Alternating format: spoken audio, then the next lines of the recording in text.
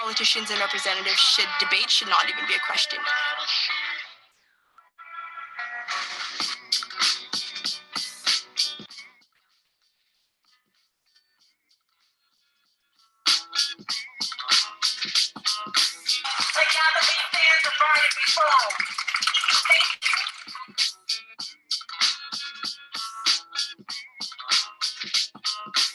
I think it is really on the onus of our leaders of Bermuda, or so-called leaders, to actually be able to adhere and interact with what the public wants. In our government, there tends to be a trend of only discussing issues that they feel that is important.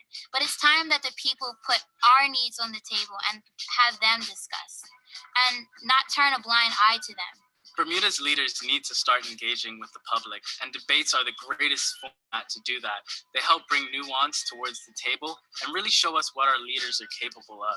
Debates in general are important because they test competency and you leave knowing a lot more than you came into the room with.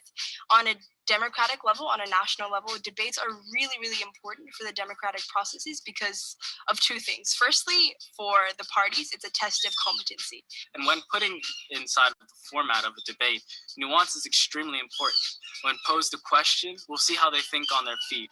When seeing the response of their opposition, how do they engage? How do they change? How are they willing to even adapt and adhere and listen to the opposition? So we have these people who want to lead a country and they have ideas, but what debates do is they clash ideology. And I think that's really important for the national public because they get to compare and contrast who resonates well with them and what ideologies they favor, what principles they favor. And it's really important just to keep democracy alive and not have small elite bubbles participating in politics, but rather engage the entire country. And I think in Bermuda we have a unique opportunity to do that because we're only so big, right?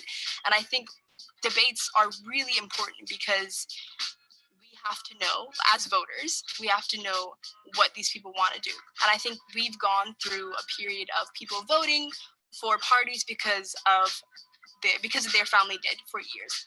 And I think that those days are over with the emergence of new parties and with the emergence of new problems and ideologies. I really think that it's important that each Bermudian party engage and participate in debates, not only for themselves as a test and a self-checker of their policies and their competency, but just to show to the national public that not only can I represent you if I'm in power, but also my policies are the best. It's really just an effective checker of everyone's ideology. The leaders of Bermuda really need to get together and contend and show the public that they really are interested, invested, and hearing us out and showing us what they have to offer. I think specifically in Bermuda, whether politicians and representatives should debate should not even be a question.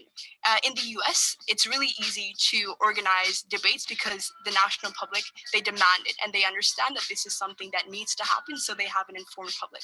In Bermuda, it should not be a question or it should not be optional for parties to participate in debates because the voting public needs to know, or they should know, they should be informed of your policies, of your ideology, and what you intend to do for the country.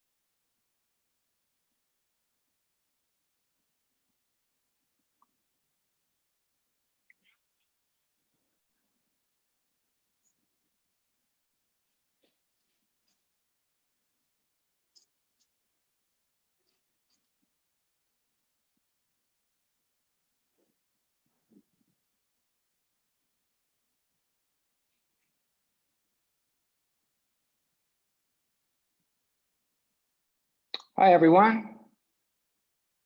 So thank you so much for inviting us to be a part of the first ever Bermuda Youth Connect Forum. And so you just checked out a very cool video that we had the opportunity of, working with Bermuda Youth Connect on. That was actually our first time meeting up and really talking about, what lied ahead and stuff like that. And it was just a really, really good energy, and it's continuing today. So again, to everyone that's tuning in, welcome to the pre-election youth forum. So it's actually, I was just reading an article that actually, I think, misled people to think that it was a debate, but this is actually a forum.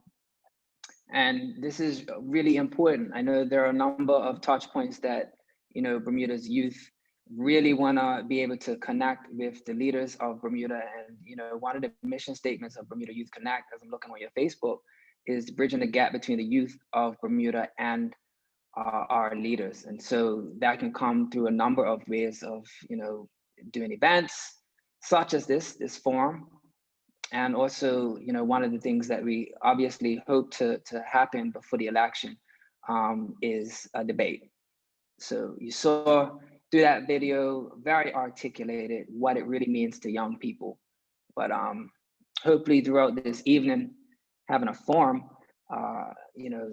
they'll find out more information about some of the young members of each party in Bermuda and get a chance to just, ask some questions and get more insights. So things like this are definitely important. So who else is on with me?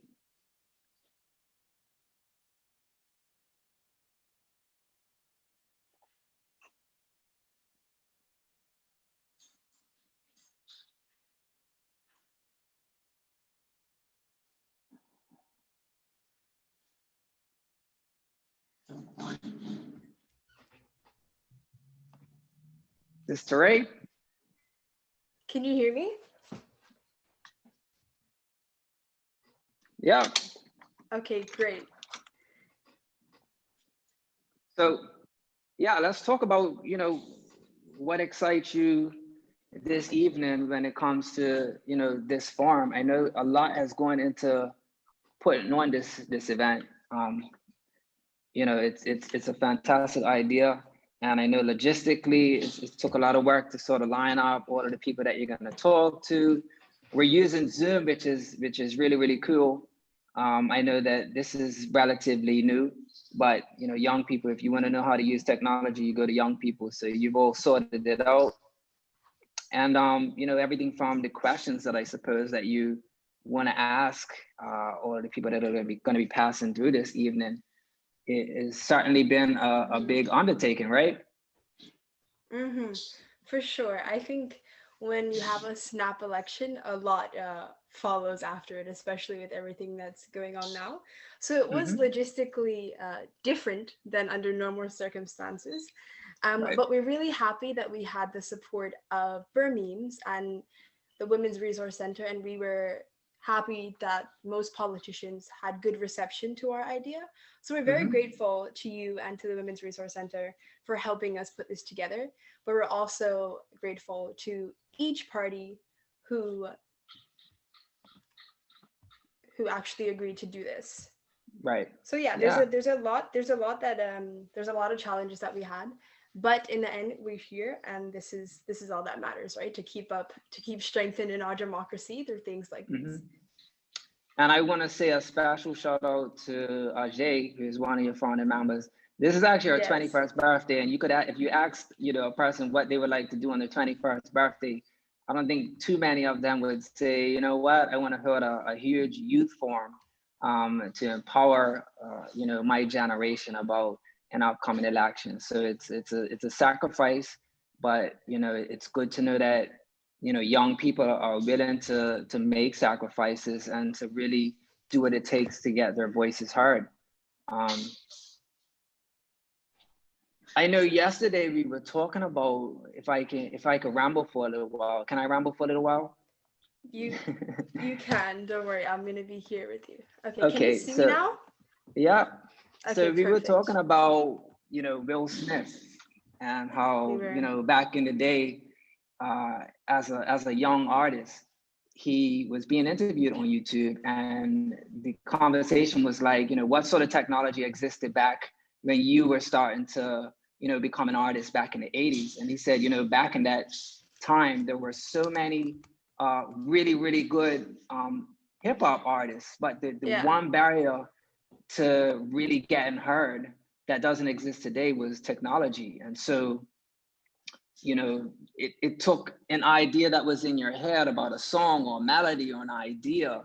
You had to be really connected and had, access to a recording studio, which was few and far in between, before you would be able to get that potentially on wax, which was a vinyl back then. And so, that was a high, bar of entry from the idea to getting it heard. And then he was also an actor. So, having an idea of creatively of something in your mind to being able to actually be on the screen was virtually impossible for people like him. And so using that, I thought to myself, there was once a time where I don't think that young people such as yourselves didn't have ideas. I think we've always had ideas, but the fact that we have access now to technology enables that barrier for you to really get your voices out. And hopefully now, with the fact that you can get your voices out, the next step is for people to listen. And so, this is what this moment is all about. And I don't remember any election that has had this sort of drive and energy and input when it comes to young people. So hopefully 2020, on top of a year that has had COVID-19 associated with it, and economic fallout. Who would have thought Bermuda would ever have a whole tourism season with nobody here in the summertime? And so with 2020, also hopefully this is the year that we remember that the young people of this island really stepped up and really was heard. No, for sure. I really do agree with you in the fact that technology has made things one a little different because this is happening on Zoom and not in person, but it does give us young people a little bit of hope in terms of the things that we can achieve, especially the role that politics is, the role that technology is playing now in politics. So yeah, we're really happy that we have access to these things, and you really bring up a good point in a sense that hopefully we look at 2020 as the year that we were able to kind of set new precedent when it comes to elections, of having these debates and having these discussions that are so vital to keeping up a healthy democracy. Okay. Well, I know that you're about to have your first guest at 6:15? Yes, we're supposed to start at 6:20, but we have an introduction before that. Okay. All right. Well, I won't keep you too long, but I'm definitely, excited to, be a part of this. I'm just as excited with everyone to watch. I'll be watching the whole time.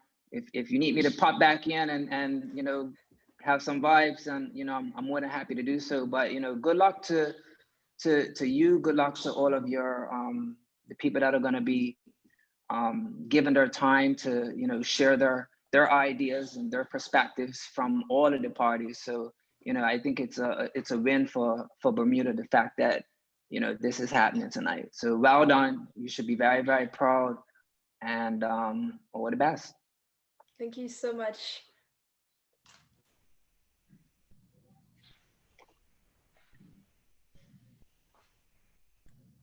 Okay, good evening, Bermuda. So you heard it, and welcome to the first pre-election youth forum. My name is Teray Tull, and I'm joined by Haley Tiard. I'm coming to you from New York, and Haley is in Hamilton. I'm a recent alumna of UWC Dilijan, Armenia, and an international relations student at the University of Toronto. Joined by Haley Tiard, a student at Johns Hopkins University, studying sociology and Africana studies. Tonight's forum is brought to you by Bermuda Youth Connect, a youth-led organization with aims to bridge the gap between youth and leaders of Bermuda. This evening, you will be hearing from representatives from the 3 political parties that are running in the upcoming election: the Progressive Labor Party, One Bermuda Alliance, and the Free Democratic Movement. Representing the PLP is constituency leader for constituency 17, Jason Hayward, and Tanae Ferbert, who is running in constituency number 4. Representing the OBA is Daquan Scott, running in constituency number 29, and Dwayne Robinson for constituency 28. Representing the FDM is Gavin Smith for constituency 21, and Desmond Crockle in constituency 5. So with all of those representatives, the way we structured this event is in 2 parts. Firstly, each representative will have 20 minutes to talk. They'll come in and we'll have a discussion. And then that's going to happen in 3 ways, 2 sets, first of 3 and the second one of 3. The order of the sets, they begin with the Progressive Labor Party, and then we move on to the One Bermuda Alliance, and then finally we hear from the Free Democratic Movement. So we'll be welcoming our first guest of the night, Ms. Tanae Ferbert. But before she joins us on the call, let's tell you a little bit more about her. Tanae Ferbert was elected as a Member of Parliament on July 18, 2017, to represent St. George's South. Prior to this, she served as a senator from 2016 to 2017 and is the former deputy chairperson of the PLP. She is currently the Progressive Labor Party spokesperson for Disability Affairs and serves on the Board of Education, Board of Occupational Therapy, National Training Board, Environmental Authority, Bipartisan Immigration Committee, Disability Advisory Council, and the Accessibility Working Group with the Bermuda Tourism Authority. As a registered occupational therapist, Tanae has a wide and diverse experience working with the populations of special needs. She additionally has experience in pediatrics, adolescent and adult mental health, neurology, and senior and adult health. She is well known for her strong and resilient advocacy on behalf of healthcare and disability needs. Please welcome Ms. Tanae Ferbert, JPMP.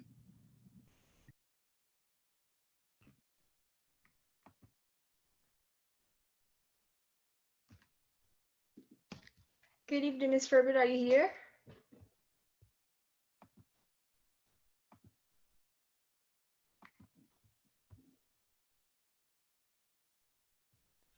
Can you hear me? Yes, we can hear you, but we can't see you. I know. I have to give me 1 second. No worries. Okay. Okay, you can see me now. Yes, we can see you. How are you? I want to turn it a bit. Yeah, that's better.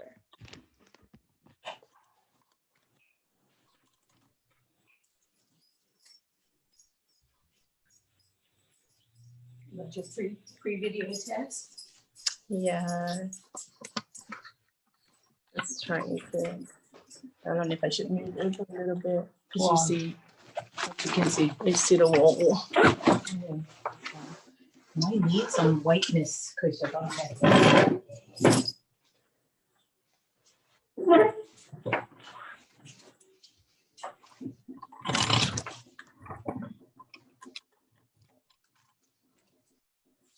I never knew where to look in the camera, right?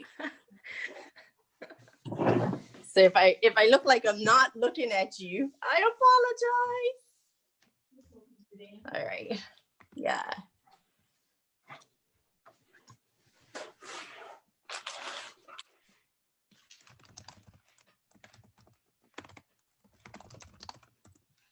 So ladies, give me a bit of a format. Yeah, so we mentioned in the introduction that this is going to work. You're going to have 20 minutes with us. We're going to ask you about roughly 7 different questions, depending on how long we spend discussing. And then after that, that's it. But we are hoping to have at least 2 minutes per question. We have a timer, so we can enforce that. But first things first, tell us a bit, how are you doing? I'm good. I raced here because I just left the office. So I had to just run home because after I finish with this, I have to go and assist with the party platform launch that's happening this evening at 7:30. Oh, nice. Great. Okay, so we're happy to hear that you made it. We're going to jump right in because of our time constraints. So the first thing that we want to talk about, obviously as a woman, you have an amazing track record, and it's it's really empowering to see that as a young woman. But we think that when talking about diversity, what are your thoughts on it? Are we doing enough? And if not, what can we expect? Are we doing enough as far as diversity? I think usually when you're looking at different groups, women encourage women, and I think men encourage men.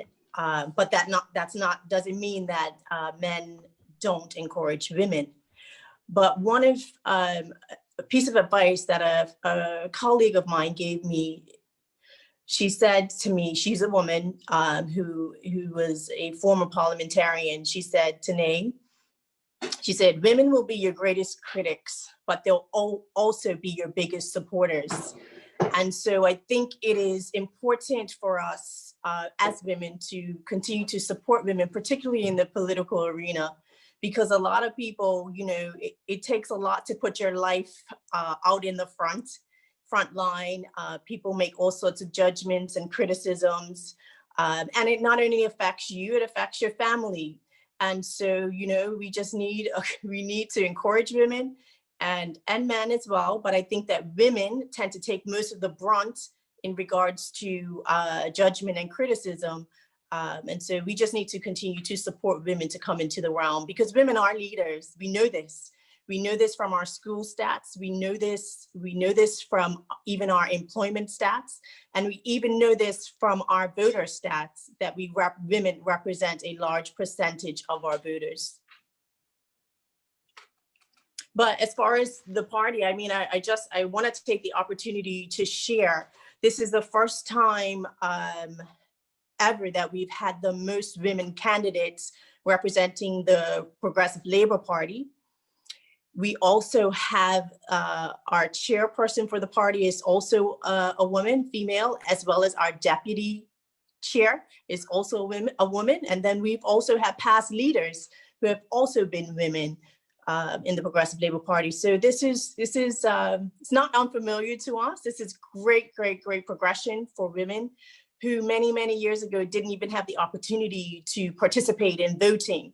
So we are glad to be able to participate and step up in this capacity. Perfect. Thank you so much.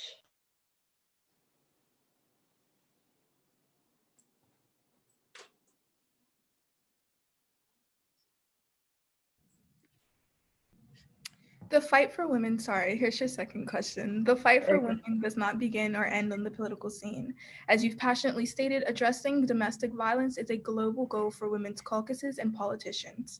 If elected, what are some of your immediate goals relating to addressing domestic violence in Bermuda? You are correct. Domestic violence is a global goal that women across the globe are wanting to fight. I want to first start by there was a recent report in the paper. A woman was assaulted. I think she was on her way to work recently, yesterday, I believe, or the day before, and she was assaulted. And the Progressive Labour Party does not tolerate violence against women, particularly during this pandemic. There had been instances where we were very clear in regards to what resources were out there, particularly for domestic violence, or resources, hotlines for women to call should they feel that they were unsafe. The Center for Physically Abused Women also stepped up to the plate, and it is important for government to work with agencies to help to provide support services for women. As a government going forward, we will continue to support agencies that help to reduce violence against women, continue to keep the awareness out there in regards to what women can do to get help. There has been some talk in regards to or requests in regards to women wanting maybe their own court to deal with domestic abuse, also wanting a shorter time period to be able to have their domestic abuse issues resolved rather than waiting during civil courts to be able to have their case heard. And so much can happen between that time that a woman is waiting, or a man is waiting for a trial to go forth. We do support restraining orders. So through the courts, women and men can also get restraining orders. We're particularly talking about women. So I think that process does happen fairly quickly when the proper paperwork is filled out correctly and the proper guidance is given to women. I think that process can happen fairly quickly. But those are the things that we will continue to support. We will continue to support the agencies with safe housing as well for women.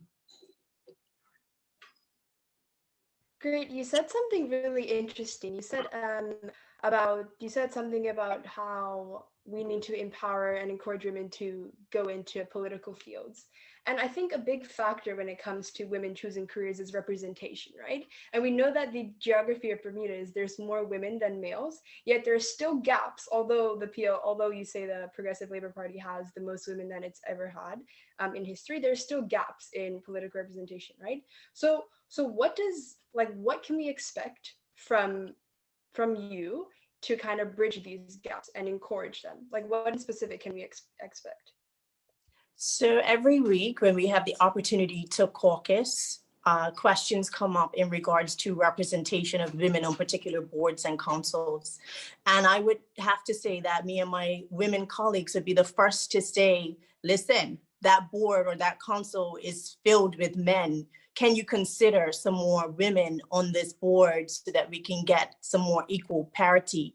And I believe that also goes forward with men, because at one point, I don't remember, there was a family mediation council and there weren't enough representation of men. And one of our colleagues spoke up in regards to that. And then they made the board equal representation. So it is important for us as women who serve in Parliament to speak up for other women and to make people do their due diligence in the inclusion of women, particularly in boards and councils that our ministers are responsible sometimes for appointing members to. Okay, agreed. We're going to move from the gender representation topics, and we're going to go into a little bit of the economy post-COVID.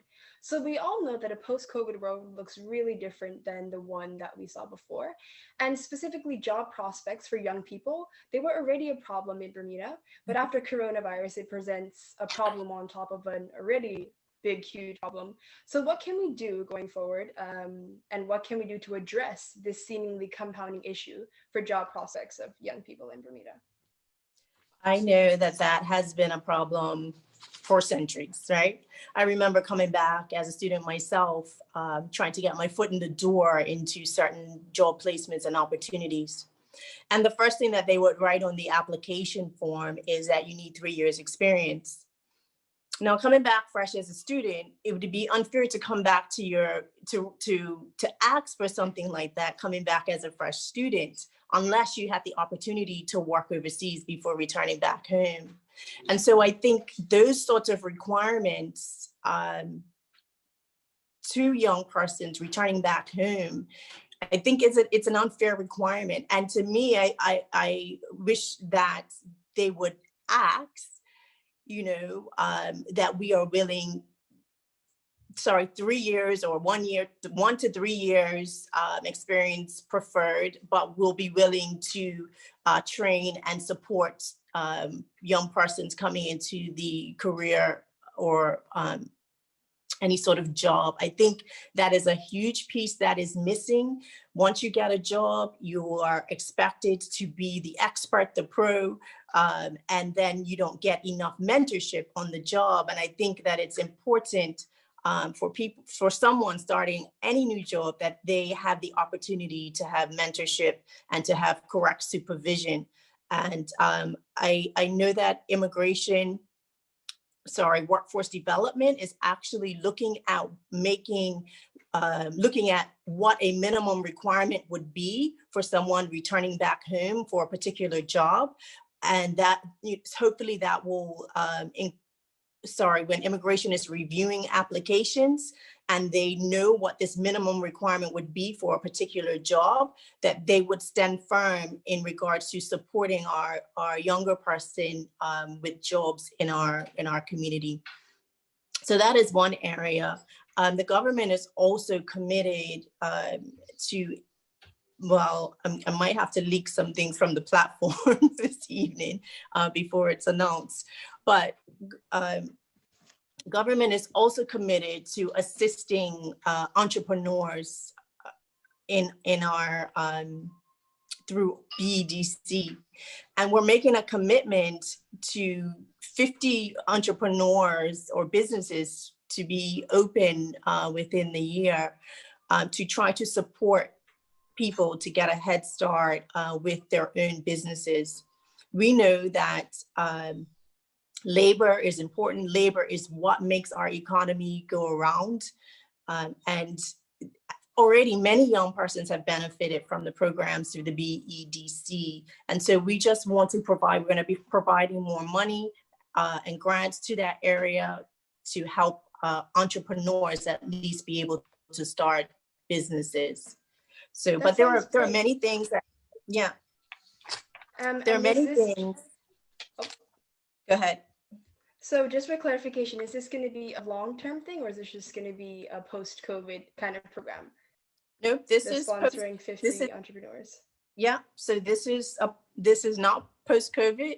This is something that we're looking to encourage and support long-term, at least while we're in government, because we know that entrepreneurship is very important to our local population. Being able to support that industry is important economically as well. So. Well, thank you for that.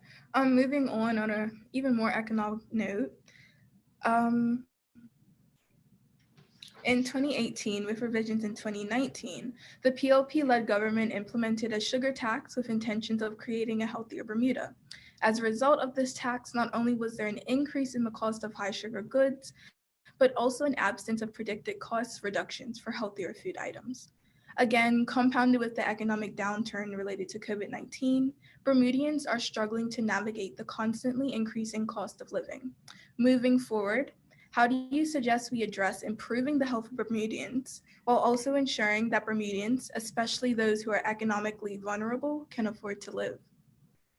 Good question. Cost of living is actually one of the #1 topics that comes up, particularly when I am canvassing on the doorstep and seeing a constant flux of Bermudians sometimes leaving the island to seek lower cost of living so that they can live and get a little bit more progression. So that is a topic that is quite topical. We have incorporated two things, a living wage commission, and we also have done a cost of living commission as well. So with this cost of living commission, we are looking at the prices of groceries. And we just recently passed legislation for the grocers to be able to give government information on how information on the price of their goods, because before legally we could not get this information from them. And so we want to be able to show the public what prices are actually being increased and what prices are actually being decreased, because we also actually reduce the duty on many of our good foods, our healthy foods, that I'm not sure people are feeling the effects of, but we have done that. And so we feel as though it is up to the grocers to be able to make their prices fair and comparable so that our consumers have access to good prices. I'm also in the retail arena as well. And sometimes, you go into a store and you see the price it's not just that simple. And I didn't understand it before I was in the retail industry. You buy something, or you look for the best price that you can possibly get. And Bermuda being so small, you get offered at times lower prices based on the quantities that you buy. And so when you're competing with big market industries like your Walmarts, your Whole Foods, who are able to buy foods at big quantities, Bermuda being such a small jurisdiction do not have access to some of the pricing that some of these big industries have, because we're buying smaller quantities. But that does not mean that the grocery companies cannot be out there trying to procure and make sure that we are buying items, or that they're buying items at affordable prices for Bermudians. I also don't feel as a country or as a nation that we are speaking up about it enough. So you hear messages on Facebook, you see people, writing this, but we're not taking a stand as it relates to better pricing for Bermudians, particularly as it has to do with food. I just want to mention on the sugar tax, because you are right, the aim with the sugar tax was to help make Bermudians healthier, and hopes that they would reduce their sugar intake.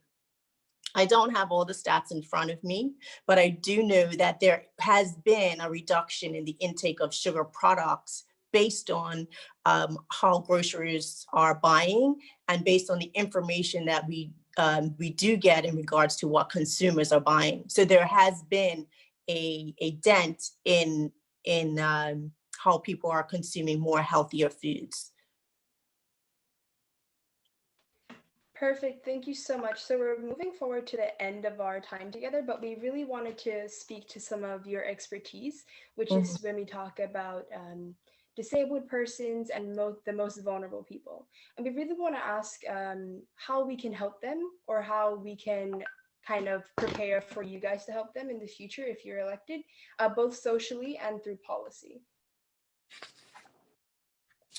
So yes, this is a topic that is I'm very passionate about. I want to let everyone know who is a person out there with disabilities that when I'm sitting in my meetings, that I advocate hard on their behalf.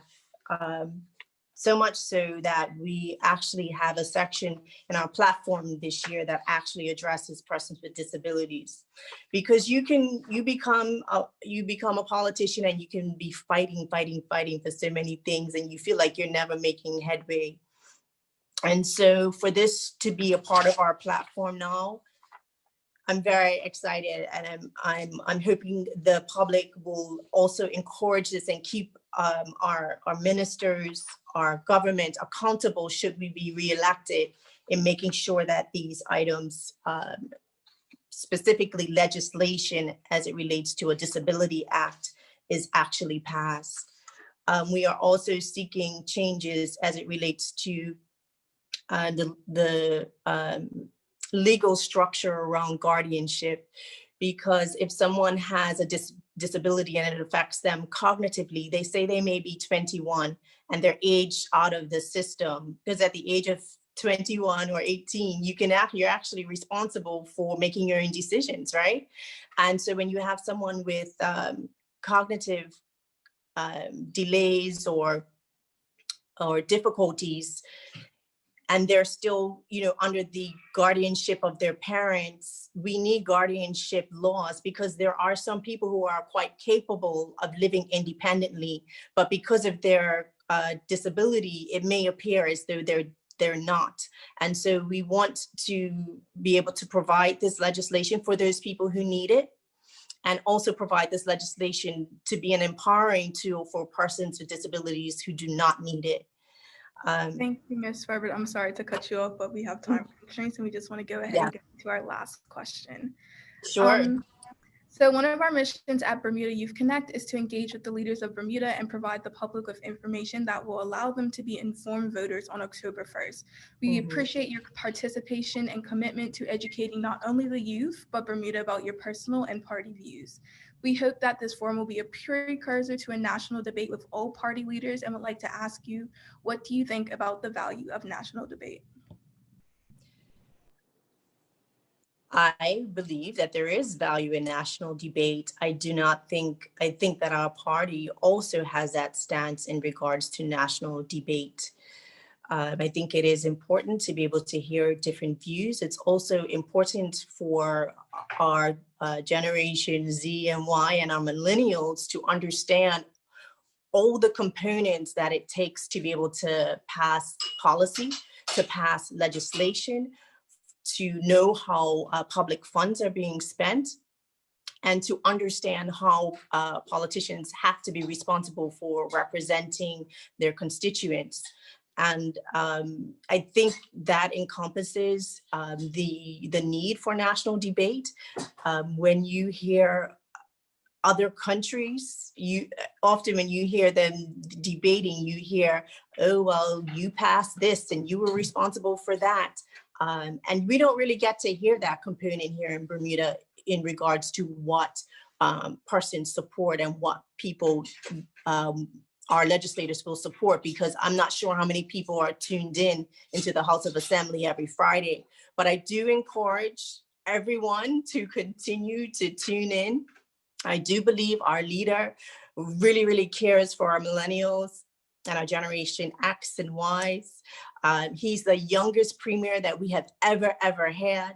So he does care. He has demonstrated that he's cared in regards to social media platform, our social media presence, our electronic media presence, even how we've handled COVID and the information that is available online through IT platforms. So thank you, Ms. Farbert. Sorry to cut you off once again, because we really want to get to our next participants. yes. But again, thank you for joining us this evening. We really enjoyed speaking with you today, and we wish you all the best on October 1st. Thank you. I just want to say one thing, because I want to encourage everyone to vote October 1st.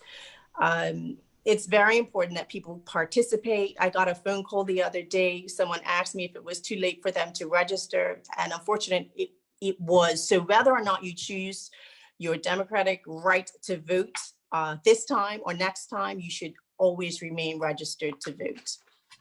Thank you. So now we're going ahead, and next up we're going to be joined by Senator Daquan Scott.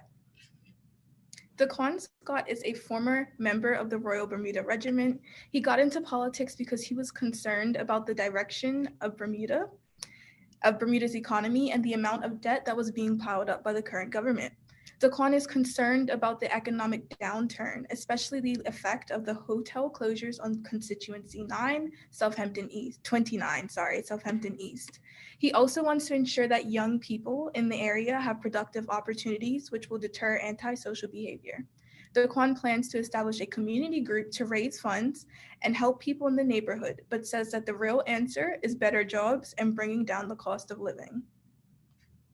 Daquan, can you hear us? Yes, I can hear you. Hello. We want to thank you for joining us. Thank you very much for joining us. No, that's fine. We're going to, Jess, you could go ahead and tell us how you're doing, how you're feeling about this event. Are you excited? I'm pretty much very excited. This is the first time we had a youth, meeting. It's just, I was hoping more youth would be in the youth conference. Most of us, well, on my side, under 30. It's pretty nice, but I love it. It's democracy at work. Yes. Well, thank you. We're going to go ahead and jump off with our first question. So the September 2020 Global Research Political Opinions poll reported that 49% of voters are most concerned about the economy. The youth especially are concerned about the current trends that will impact their future. If elected, what are some of the steps that you would take to improve the economy? Okay, some of the steps that I would take to improve is give payroll and other tax breaks for hiring Bermudians in trainee positions, because as most of us know as young people, when we first got out of college or high school, it's automatic 5 years experience. And we're just like, how was we supposed to get this experience when we just finished getting our degrees or learning? Like you could take on internships and all that, but you still won't have enough experience to do so to get the job. So make job creation the primary focus of the economy planning, and we must revive the future for Bermudians' job opportunity. Great, I like that answer. You mentioned something interesting. You talked about the route that we take from college to university, and then we land into the job and into our careers. And as a product of the public school system, you've had first-hand experience with what happens. Tell us a little bit about what you think needs to change, if anything.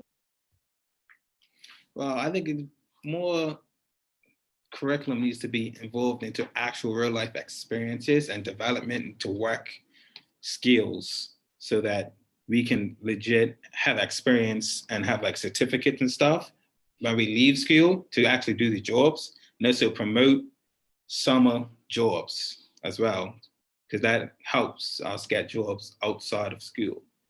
So you be like, I worked 2 summers in the hospitality industry because I did that.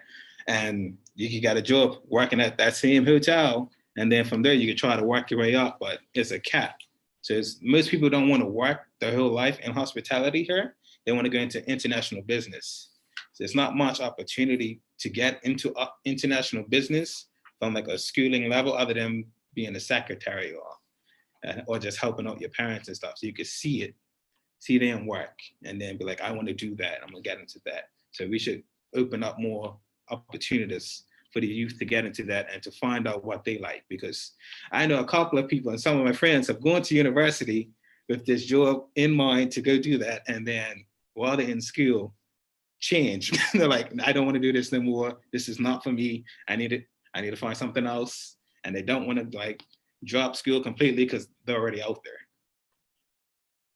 Yeah, exactly. You said that most people want to go into international business and not stay in hospitality for a long time in their careers. Is this because there's more job security in international business in Bermuda? And if there is, should we change that? It depends on the person. Most people ain't people person, so they just look at because the money mostly. Because you make more money in the international business sector than you would in the hospitality sector. And hospitality, you have the on season and off season. While in international business is all year round. So you don't have to stretch your money during the winter times and save up everything for the summer just to get through the winter. While in international business, you're working all year round, 40 hours a week, no problem. So we should change how that is worked, but it's really the individual in that aspect because it's seasonal. So what most people would do in the hospitality industry is that they would just take on a different job and just keep the main job as change that to part-time and just work as a secretary or do hustles to get by till the season picks up again. Because most times what happens in the hospitality industry is most of people my age and a bit younger only go hospitality to make enough money to pay for school, to then go back out to school to get the degree, to then go into the international business industry. Thank you for that. So we're going to go ahead and shift gears a little bit and start talking about violence in our communities, specifically domestic violence and child abuse. So according to police data, reports of domestic incidences, including verbal attacks, more than doubled during the recent COVID-19 lockdown compared with the previous month. Between March and May, the Center Against Abuse assisted 16 individuals and 17 children with safe housing or getting to a safe space. How do you plan to reduce violence in our communities, especially domestic violence and children's abuse? Well, I will ensure that all allegations of child abuse are reported to the Department of Child and Family Services and are equally shared with the police so they know that this is happening and they could get involved. And hopefully it's no second or third time that and it's resolved one time, because I don't want things to escalate and keep going on and then people just wondering what's going on and then something bad happens. When the first time it's brought up into attention and the police there and they know about it already, that's it, they're gonna pop in and resolve that issue right then and there. And develop interconnectivity between all relatives, organizations, and so all the departments can be aware of actions and share necessary information faster. So there's no real delay. It's one time and on it. Nobody wants children being abused on this island. We've all seen somebody or heard of something, and it's not pleasant. Exactly. And speaking of things we don't want on this island, we're going to shift gears again and talk about sexism. Do you think sexism is a pervasive issue in Bermuda? And if you think they are, what can we do to give the struggles of women a little bit more visibility? I believe sexism is here on the island. Like you see it as you go a little bit. Some people just brush it off as it's just being a boy, or it's just being rude right now. But we should take it pretty seriously and nip it in the bud early when the children and growing up, because sexism is a big issue, and we need to all be equal. Catch myself. We all need to be treated equal. Nobody wants to be going down the street and be harassed just because I look nice or I just wanted to dress up this day. I don't want to be yelled at on the street or people ride up to you and talk to you in a way you do not want to be talked to. Great. We're going to move on now.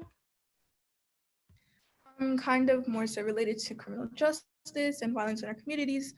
You've personally expressed your commitment to deterring antisocial behavior among the youth in Bermuda. While it is best to deter these types of behaviors, it is also important for leaders to be able to adequately respond to these incidences with the appropriate measures. What forms of social justice reform, if any, can we expect from you if you're elected? Okay. Establish an annual summit for the community to include our uniformed service, educators, social workers, and parish councilors and community leaders to focus on and discuss the strengthening of community and policy and making policies and relations. So we could nip this in the bud, because I have a little brother, and I've also seen some of these issues pop up in his generation, and it's not fun because you got to talk to him and try to push them through it, even though you would like to do something about his children and you want them to stand up for themselves, but you want to get involved so bad, but you know it's best for him to do it, to build character.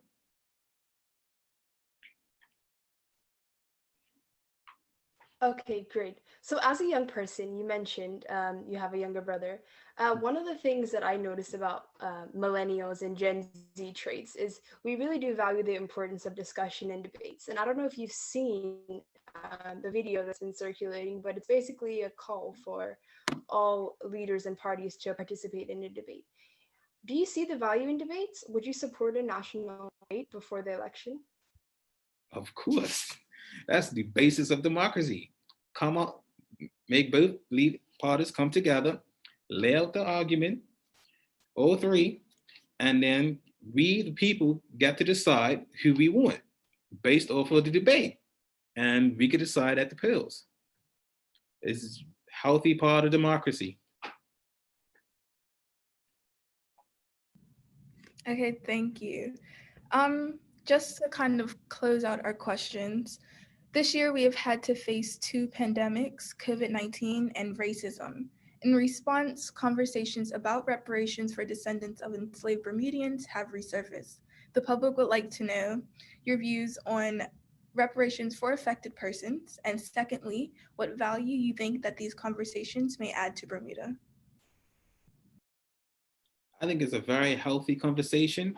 It requires more research and detail to put into it so we could jot down and get to the real facts of, okay, who is really affected and find out what we can do to resolve these issues, because a lot of people have benefited from slavery and such. and it's passed on through families and generational wealth, while our families, people who are enslaved, have not. We're starting from scratch, so they have an unfair advantage off the bat, and they can monopolize before us and keep us down through that economics right there. So I think more research is needed. We'll find out what the issues are and get right back to you with a proper answer. Thank you. But just to clarify, in general, do you support the idea of reparations? Yes. Well, thank you for that. If Teray doesn't have any more questions, we would like to just thank you. Do you have any more questions, Teray? I think we still have more time with the no. So if we can just ask a follow-up. You said something interesting earlier. You said something about how we should address problems before they get huge, right? You talk about for the child abuse and for things like sexism. What exactly does that look like? And I know you mentioned a cohesive government office in which we have offices feeding information to each other, so there's no gaps in knowledge. But in specific, in addition to that, what else does that look like? What does it look like for a government to actually address issues before they become pervasive? Okay. It's basically picking up in these slight little things. Basically, you can see them in our schools, like tattered clothing or someone coming in with the arm hurt or little bruises here and there. And then just ask them, teachers could ask them or just tell them go to the guidance counselor. Because when I was little, everyone basically went to our guidance counselor. Our guidance counselor at our school was like a second parent at the school. So I don't really see much guidance counselors like they used to be.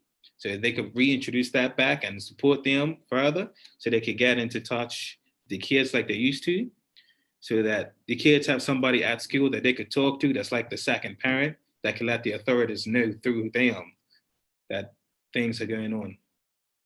So if I'm getting you correctly, more school involvement in the public schools and the same for the private schools, or would you have a different method for them?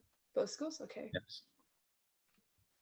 So I think that's it for me. It's been a pleasure having you. Thank you so much for joining us. No, thank you for having me.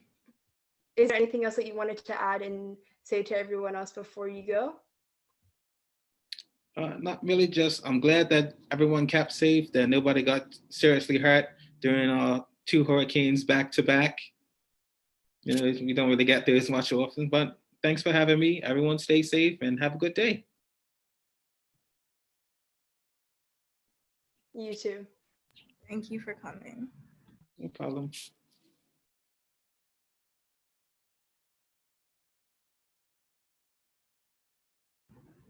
So next up, we're going to go ahead and move into our next candidate, who is Gavin Smith. Gavin Smith is the Executive Director at the Chustick Foundation. For over 15 years, through perseverance and a dedication to new ideas and innovative programming, Gavin, through the Chustick Foundation, has worked to deliver a vehicle to empower individuals to share their truth and to nurture an appreciation for the depth and cultural integrity of the unique Bermuda story. Gavin has deep concerns and ideas for Bermuda's hospitality industry and was recognized as a champion of hospitality by the Bermuda Hospitality Institute in 2015. As Gavin is an artist by profession, he plans to improve Bermuda by first diversifying scholarship opportunities offered by the government. Welcome, Mr. Smith. Can you hear us? Can you hear me and see me? I can hear you. We can't see you. Let's see. Bam. There you are. Thank you. Hey, everybody. And I think I caught someone's birthday today. Happy birthday. I'm not sure which one. Is it you, Troy, or Ali? So it's not either of us. It's Ajay Peach. She's also a member of Bermuda Youth Connect. But exactly. I'm sure she'll see this. Okay, right. Great. So welcome to the forum. How are you? Thank you so much for joining us tonight as the first member of the Free Democratic Movement. Yeah.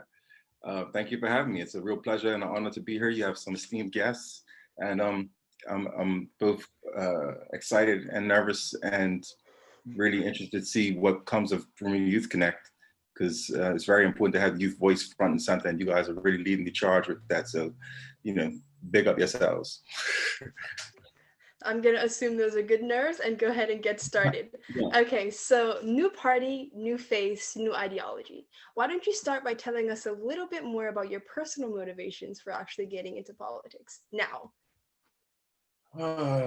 Great question.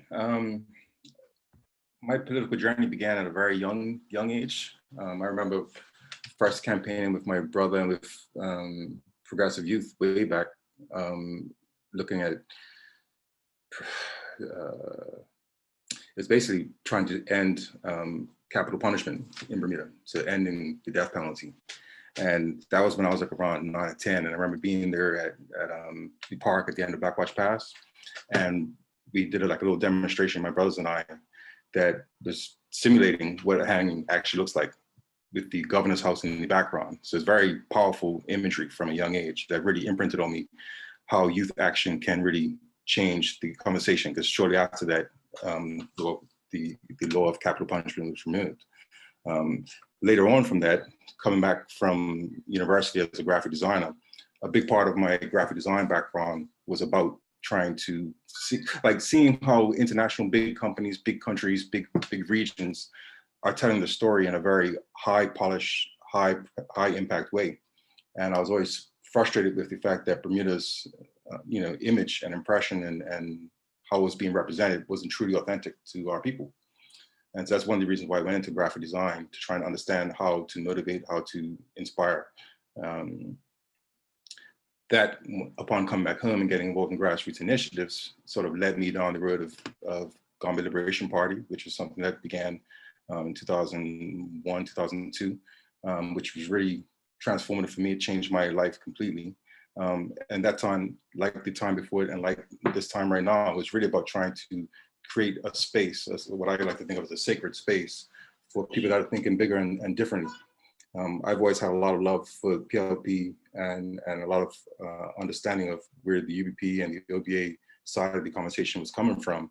But I always felt like Bermudians had much more in common than they had to separate us, and that we needed a third lane to allow us to authentically really represent the best of our ideas and our people.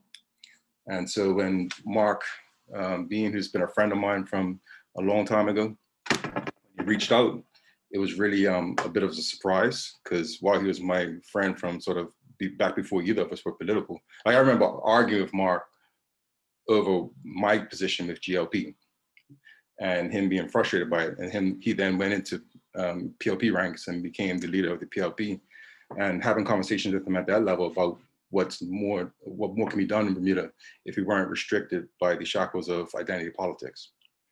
And while he agreed in those conversations, he couldn't really find a way to do that with the existing tools.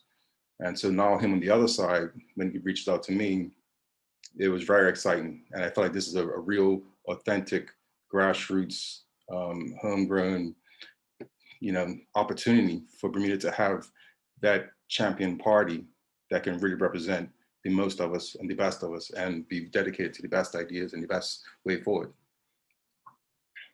Perfect. Thank you so much. I don't know if you caught it in the introduction, but we only have 20 minutes with you, and we're going to try to keep the 2-minute answers. We're going to try to enforce that. Don't worry, we'll let you know. We'll cut you off if necessary, all respect. But just to let you know that before Haley asks you the next question. Okay.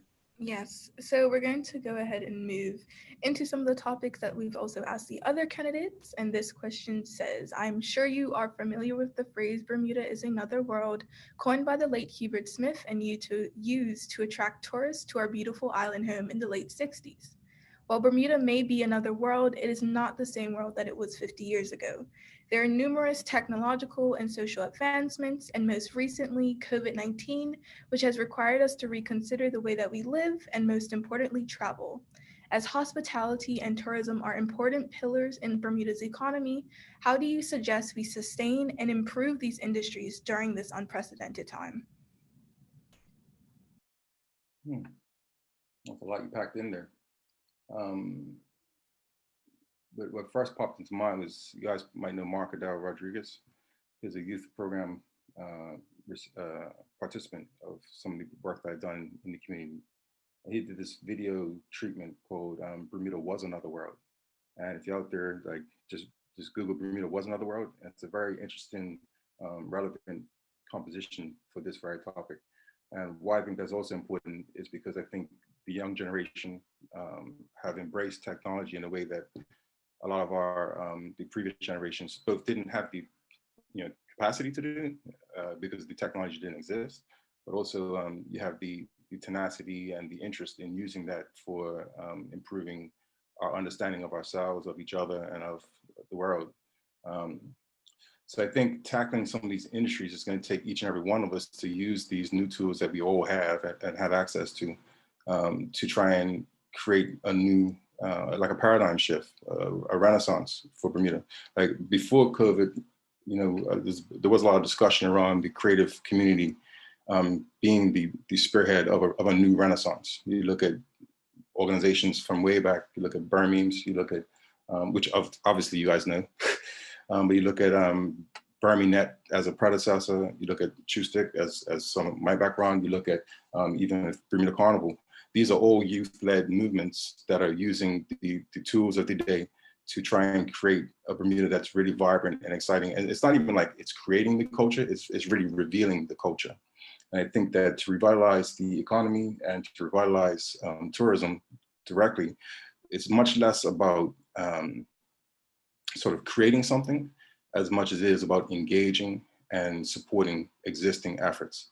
And I think a lot of times government can create challenges in that regard, or historically have created challenges in that regard. And I think now we have more incentive than ever to have government to both lean in to supporting, as well as to step back from blocking. I think did that answer the question? Okay, great. So next we're going to talk about the FDM's education plan, which looked a little different than most, and it included partnerships with other Caribbean countries to help boost national scores. And we'd love to hear a little bit more about why that's necessary and how it beats national education reform. You can speak from a party perspective or your own personal. Well, from a party's perspective, the conversation, I mean, just to touch on it briefly, it was about creating a bridge between Bermuda College and the University of West Indies to try and enhance what educational gaps or like we only have a limited catalog of majors that are available locally. By connecting with an esteemed institution like UWI would really open up our catalog available to local students, as well as potentially create easier academic opportunities for local students to go to the South to study in the West Indies. So that's sort of the backdrop. For me personally, like when I graduated from Berkeley, I didn't really know what I wanted to do. So I did a general studies course at Bermuda College. And I think while I was able to retain some of my credits going into the US, I didn't really feel like I was staying within the same academic framework, so to speak.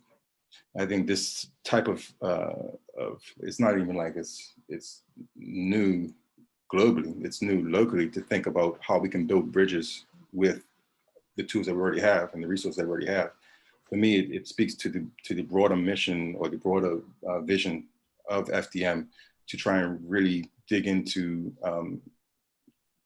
creating or exploring and maximizing potential synergies.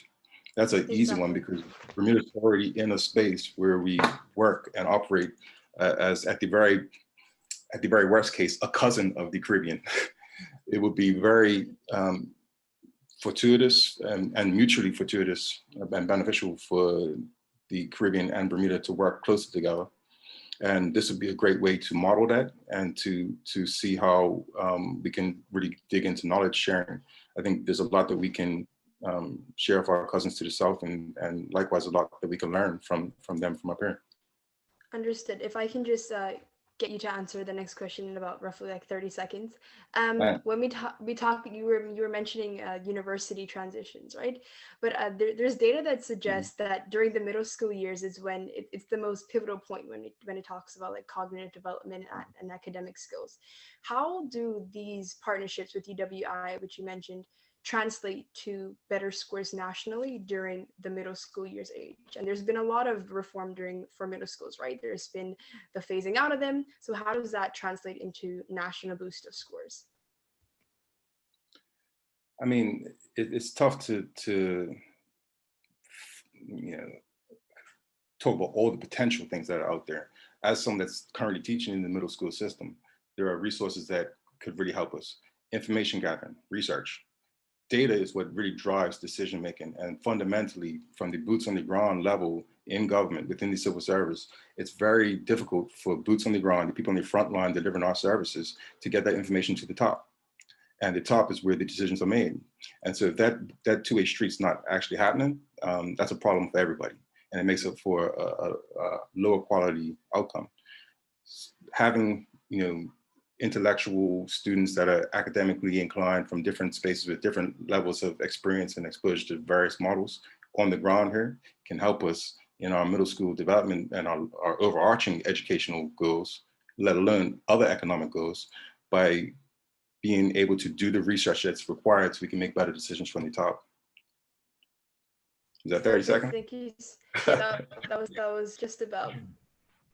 So thank you for that. We're going to go ahead and transition to our next question, which says that the FDM strives to create a nation built on upholding the rights of the people and empowering them to pursue their divine purpose.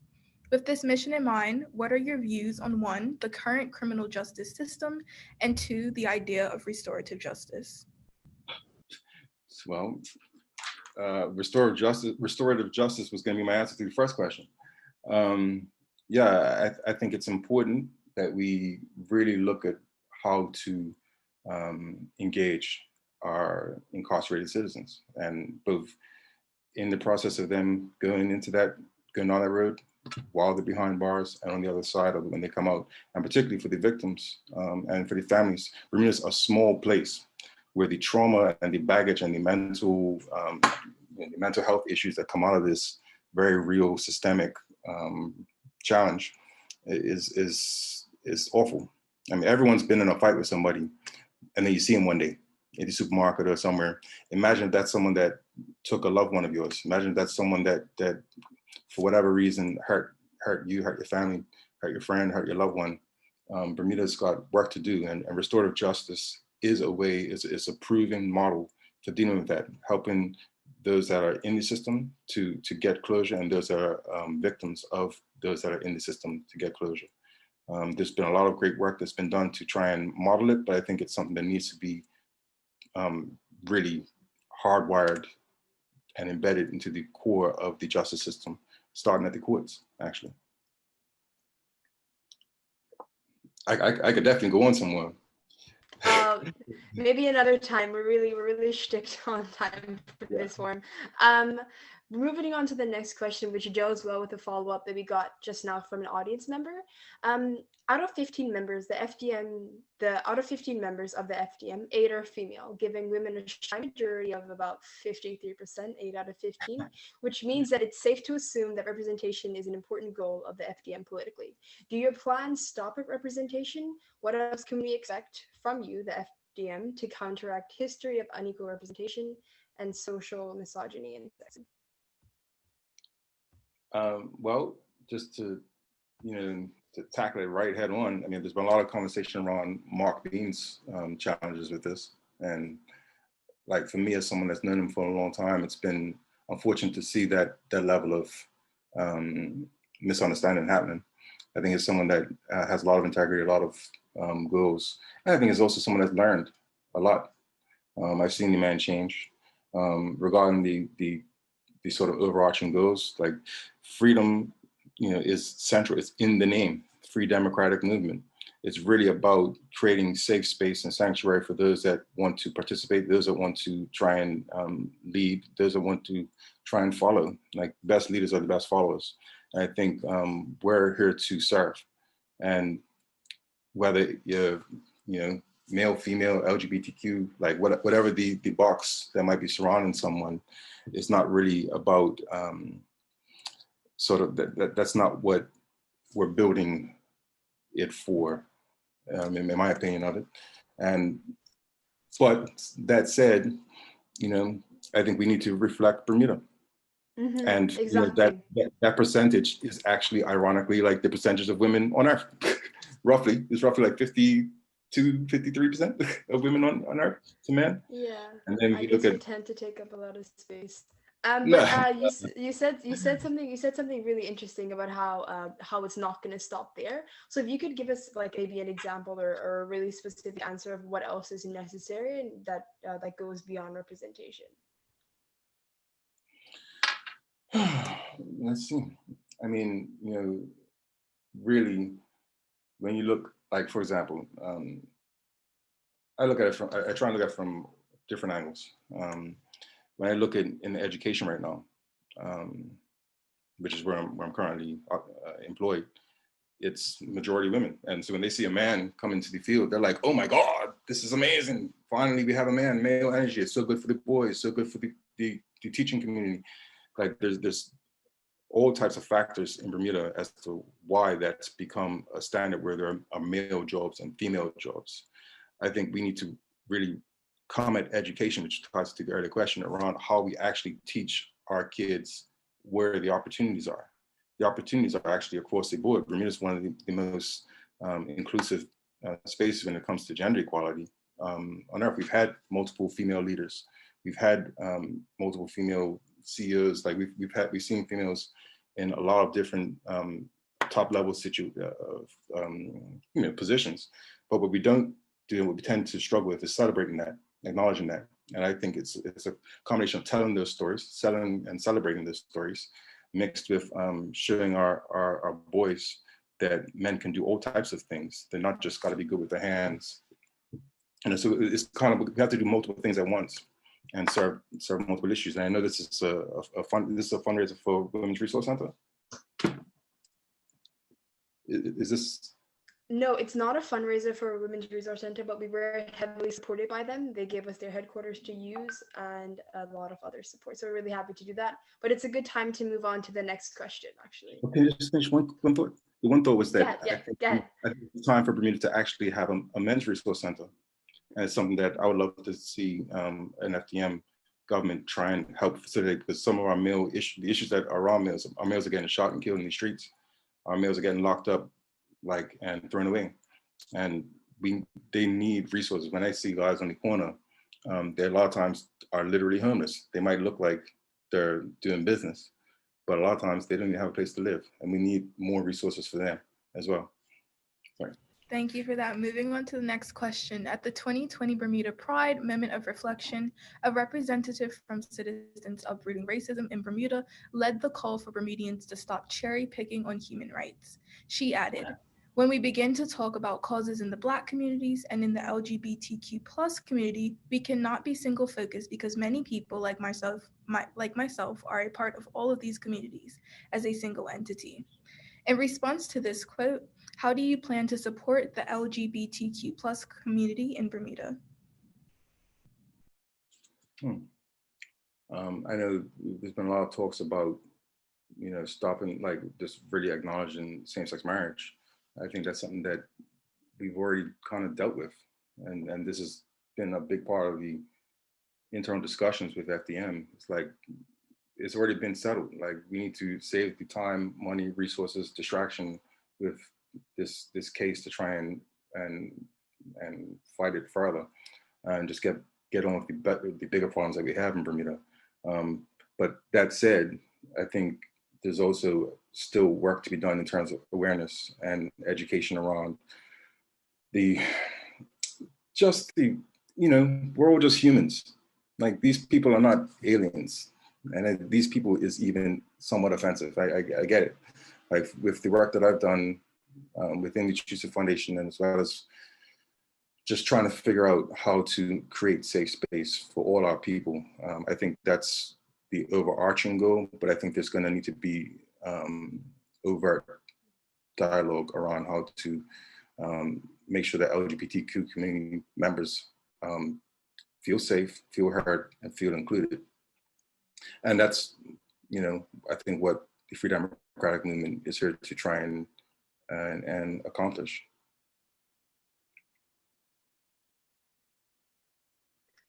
Great. So as a kind of outro to you, thank you so much for having us. We're just going to ask you one last question and then we're going to say our goodbyes. We spoke to everyone who's come on to the Bermuda Youth Connect Forum, and we talked about why debates are important for strengthening our democracy. What are your thoughts about having a debate before this election? Oh. I got Can it. you hear me? I got it. Okay. I got it. Yeah, and bravo, and thank you, you dynamic, incredible, it's like, when I think about the audaciousness that you guys, it shouldn't be perceived as audacious that our young people are asking for this. It breaks my heart that we're in a society where a debate and the question of should a debate happen, that's even like that's a debate. It's like, yes, please, and thank you. We need more debates all the time. And I can't wait to see the debate between the leaders. It's going to be exciting and it's long overdue. And thank you guys for making it happen. Thank you so much for joining us tonight. Have a good one, okay? You too. Good luck. Thank you. So that was the first segment of the Bermuda Youth Connect Youth Forum. We spoke with first Ms. Tanae Furbid, and then we moved over to Daquan Scott, and that was Gavin Smith of the Free Democratic Movement. How do you think that went, Haley? I think that went really well. This is like the first time that we're being introduced to the FDM, their first opportunity to tell us what they're really about. And I think they did a really good job in articulating what their goals are for this election and for the future. Exactly. And just to our listeners, what this 20 minutes is meant to do, we're going to be joined by Bermemes shortly, and we're just going to have an opportunity to talk about what you guys were mentioning in the comments, and just as a way to compare and contrast what we've heard so far before we move on to the second segment. Hi. I'm back. Thank you for joining us. First of all, I want to say that I have thoroughly enjoyed this whole conversation. Shout out to Gavin. Of course, he's done so much, going back to, True Stick days and stuff like that. Tanae Farbett also, she's incredible and she does so much, especially around the area of, our youth and advocating for, people with disabilities and stuff like that. Also, your other guest, Deshaun. So, I don't know him personally, but, it's great that, all three have offered their personal perspectives and reflected on, the questions. I mean, I have to say, the questions that you have come up with, I'm glad I'm sort of just casually talking to you right now and not in the line of some of these tough questions, but these questions are needed, especially right now as we're getting ready to make important decisions about the future. I definitely want to shout out. So I'm borderline millennial. I think I fall right on the threshold. I'm gonna upgrade myself to being a millennial. But to see how far technology has advanced, especially in this year of COVID, we're using Zoom. I'm watching the YouTube comments. I'm watching the Facebook live on Bermuda, so I'm looking at all the comments there. I'm dabbling in the Twitter. Shout out to Bermuda Twitter. I'm sorry that I don't tweet as much as I should, but I do scroll from time to time. So I'm looking at everybody that's checked in, that's engaging on Twitter, and you all are just banning all of this type of stuff. So I'm looking at people like Jamal Hartman, and I know that you were on his radio program a little bit earlier this week, and that was incredible. I see Akil Darrell, Chip Off the Block, Sherilyn Pringle, I see you, and Rachel Big, she's been hanging out for a while, but this is just fantastic. So good luck managing all of these comments that are coming in off of all of the platforms. But what are your thoughts so far? You know, firing off of these wonderful dynamic questions and being timekeepers as well.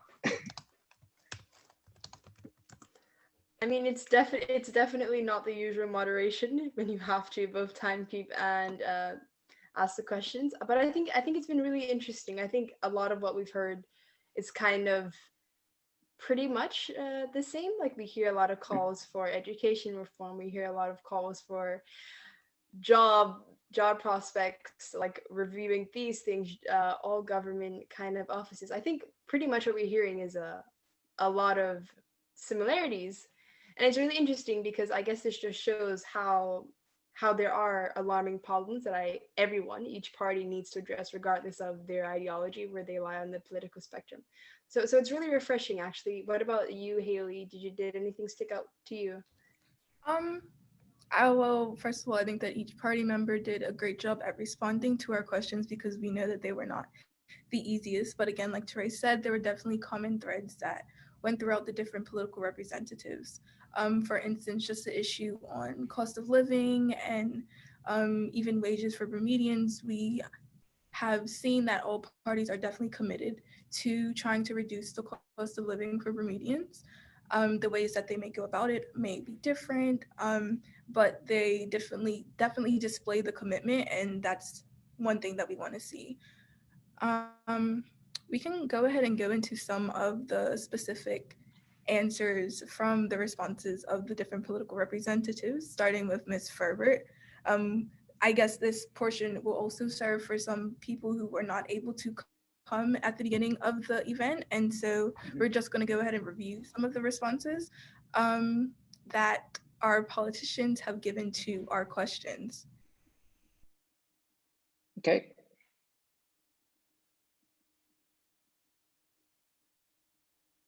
And so to begin, those of you who were not here, we initially asked Ms. Ferber to just elaborate on, I guess, the lack or the need for women in politics and women in spaces of power. And so she gave us a great response talking about how women will be your greatest critics, but also be your greatest supporters. And she went ahead and told us more about the PLP, how this year the PLP has had the most women in their party ever before. And so that's definitely a milestone.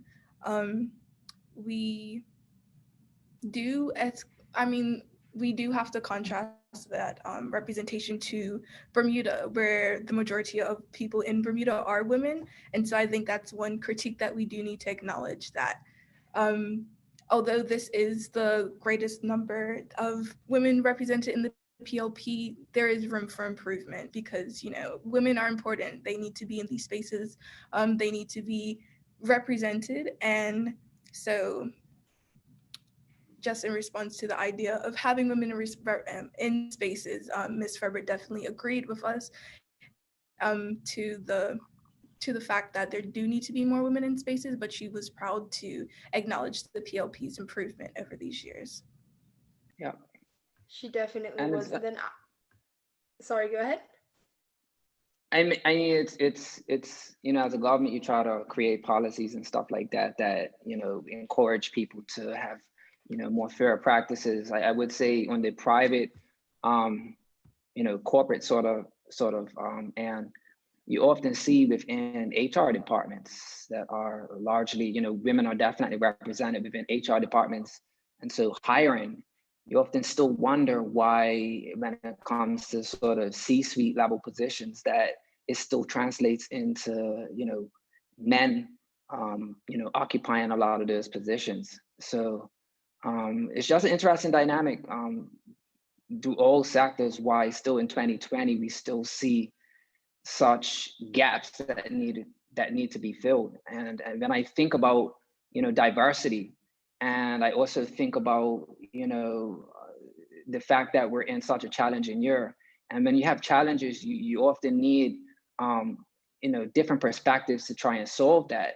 And, when I think about diversity and how much it can benefit solving problems, I think that, women naturally, have some different thought processes that are different from men. depending on where your backgrounds are from, you often have those different perspectives. People of color, you know, because of things that we've experienced historically, we also have different perspectives to add to the equation as well. People with disabilities, you know, when we think about things like streaming right now, and the fact that maybe we don't have, you know, closed captions and stuff like that, because we experience the world differently, not including as many people as we can really puts us at a disadvantage. So I like all of the questions that you have around inclusion, because I think once we start to get it, it's not just the good thing to do, it's actually more beneficial. Exactly, we really agree. Just to go down the order that we spoke to after Ms. Tanae Ferbert, we spoke to Mr. Daquan Scott, Yeah. sorry, and it was really interesting. One of the things that stuck out to me the most is when we started talking about reparations. And I think to hear that people in all parties think that this is something that needs to happen, it's really refreshing for me to hear that. But in addition to reparations, we talked about how there has to be job creation and tax reform and more work experience for the high school students as it relates to education reform. We asked Mr. Scott what he thinks should change, if anything, and he said that the number one things, similar to what Ms. Ferbert said, was experience. So when we go into the workforce, what are we bringing and what are we expected to have?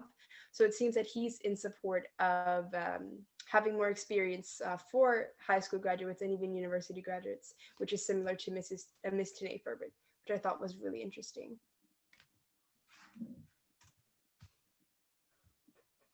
Definitely. Yes. One thing that he also emphasized, specifically he's talking about reparations, but I feel like it can be applied to a lot of the other things that he spoke about, was the need for research. And so there's definitely a need for us to understand what the problems are before we actually start attacking them. And so research is extremely fundamental. It's something that not only he spoke to, but also other party representatives spoke to, but it just speaks to the value of understanding the problem before actually trying to come up with specific solutions, because there's solutions that you may come up with may not actually attack the heart of the problem. And so I think I really appreciated Daquan stepping back and recognizing that, okay, he's not necessarily sure exactly what we should do or how we should go about it, but there is research, and that should be the first step that we take towards changing things and improving Bermuda.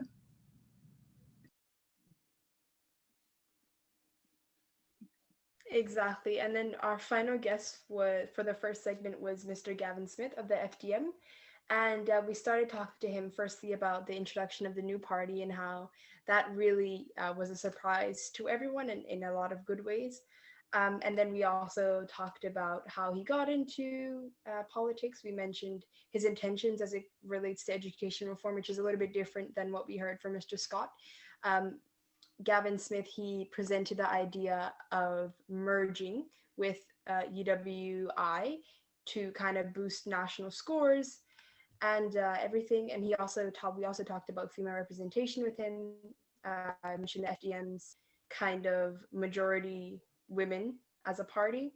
And then we also talked about the moment of reflection and how we have to uproot and challenge racism, both politically and socially.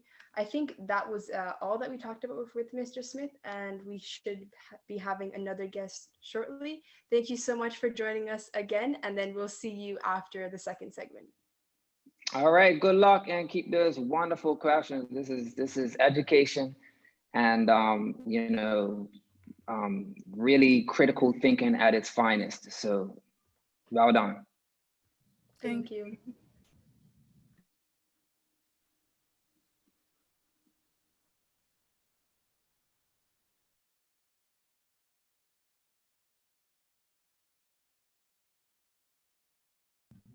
So just briefly before we actually get into our next participant, I did want to just speak to the FDM a little bit more, just briefly, specifically about a theme that I saw going throughout their answers, their responses. It seems like Gavin was really committed to not focusing on creating different things, new initiatives, new things, but actually harnessing the capabilities and the resources that we already have here in Bermuda.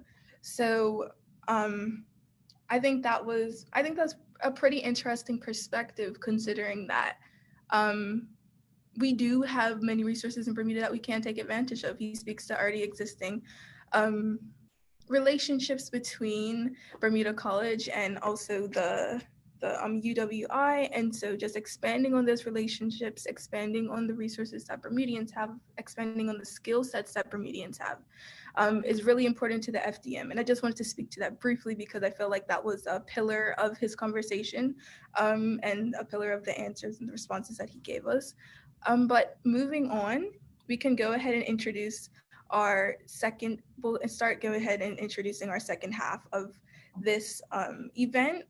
So thank you everyone for tuning in with us tonight. If you are just tuning in, no worries, because we are starting the second half and we will be hearing more from representatives of the PLP, the OBA, and the FDM.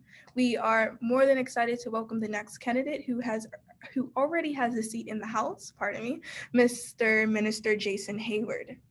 So to speak to him in 2017, Jason Hayward was appointed to the Bermuda Government Senate and served as the Junior Minister of Education, Health, Labor, Community Affairs, and Sports.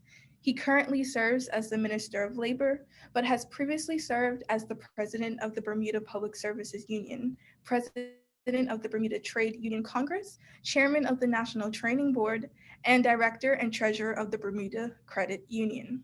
Minister Hayward chaired the working group which produced Bermuda's first National Workforce Development Plan, and also served on the bipartisan Joint Select Committee tasked with exploring the option of establishing a living wage for Bermuda. He is committed to expanding job opportunities through the various youth employment programs that he hopes to implement in the near future. Without further ado, please welcome Minister Jason Hayward. Pardon me. Minister Hayward, how are you? Welcome. Good evening. How are you doing? We're doing fine. We're happy to have you here. We're going to jump right into the questions. A lot of your background relates to aspects of creating a better working environment through living wages and etc., which is focused on the longevity of the workforce. What are your thoughts on climate change? And is this also important for the longevity of Bermuda's working population? Just in addition to this, recently today in Manhattan, they put a clock which showed the amount of time that we have left before irreversible climate change damage is done to the earth. So more than ever, this needs to be addressed. So what are your thoughts? And is this also important? So climate change is a big part of us having a sustainable future. And so one of the things as a workers advocate that we advocate for is a sustainable future, and what does that look like? And the environment is one of the key components. And what we ultimately want to do is ensure that we have an environment that is sustainable and works for future generations, and not just for this current generation to enjoy. So the decisions we make around the environment, we must take serious, because they will have negative future impacts. Agreed. I personally agree. So what does taking it serious, what does taking climate change serious look like? Does it look like reducing our carbon emissions on a national level, or what else? What were you thinking? So there are things we can do surrounding use of plastics. There's things that we can do in terms of air quality. There's things we can do in terms of ocean quality. And so and our land uses in terms of having enough land so that we can have sustainable agriculture as well. And so different elements will require different strategies. But overall, what we have to look at is what are the simple steps we can take as individuals, and then what steps we can take as a community, and then steps we can take as a country. And some of the things we need to take as a country is to ensure that we commit to some form of cleaner renewable energy for our power sources, and look at alternatives to our current energy, look at how our consumption of energy, our consumption of plastics, and also our wastage. I know that we attempted to do a recycling bag in Bermuda, and that hasn't really picked up the way in which we would expect a community to revel around something that ultimately would have a positive impact on their neighborhoods and their well-being. And so There are a number of initiatives and a number of steps that can be taken, but we must take climate change seriously, and we must take our environment seriously. Exactly, and I personally was really moved by the clock in Manhattan because it's a visual representation of things that aren't otherwise physically seen every day. So the clock said about 7 years and 100 days. That's not a long time. So can we expect, as the Minister of Labor, you to enact urgent kind of policies addressing these things, or were you thinking a more long-term game? I think anything you do has to be in the lands of what you have the capabilities of actually doing. And so we should have short-term goals that lead to long-term positive results. And so there can be a mixture of both short-term and long-term goals. Obviously, the change in our supply of energy is more long-term goals, but changing from plastics to paper products is a more short-term strategy that we can implement. And I'd like to see what the grocery stores are actually doing, moving away from plastic bags and having people using reusable bags and things of that nature. And those are small short-term steps that can be taken. Well, thank you for that, Minister Hayward. We're going to go ahead and move into our next question. On Equal Pay Day, you expressed your commitment to closing the gender pay gap and similarly indicated your intentions of returning unemployed Bermudians to work in a more equitable manner. Certainly. I've always been an advocate for gender pay equality. And that is something that we have to look into as a country.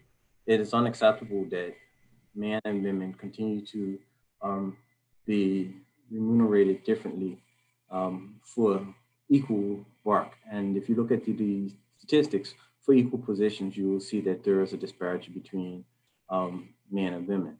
And then you also see that there is a pay disparity between race, black and white, and then there's another contrast between Bermudians and non-Bermudians. And so where we have to begin with this is we need transparency. I think we need to promote transparency of pay across occupational categories and across industries. But we have to get down to the root cause of why do we have that problem. And I think it's a long-term societal issue that we need to reverse. Thank you. May you elaborate briefly on what these commitments may practically look like in the next few years? And so what we're actively exploring is pay equity policies and pay equity legislation. And this is how we encourage pay transparency from companies and then ask companies to explain why for particular positions, the men in these positions and the women in those positions actually get compensated differently. The other thing is broad awareness. And we need people to speak up when they see these equity disparities in their companies. But a lot of persons are adverse to speaking up based on the negative ramifications of actually speaking up. So this is part and parcel of the government's responsibility to support these persons in their journey and actually push for greater levels of equality, because it's not just going to get given to us. Exactly. Minister Hayward, we had quite a bit of talk before you joined us with many representatives about representation of women and diversity, especially as it relates to government and empowerment of women. This relates to one solution of getting representation, like as quotas and such, making sure that we have equal amounts and whatnot. But as it relates to social aspects, right, how we treat women, the themes of misogyny and the themes of sexism in environments that aren't necessarily as clear to pick out as politics. So in social interactions or even culturally, do you think that there are themes of sexism, and how can we use policy to change that?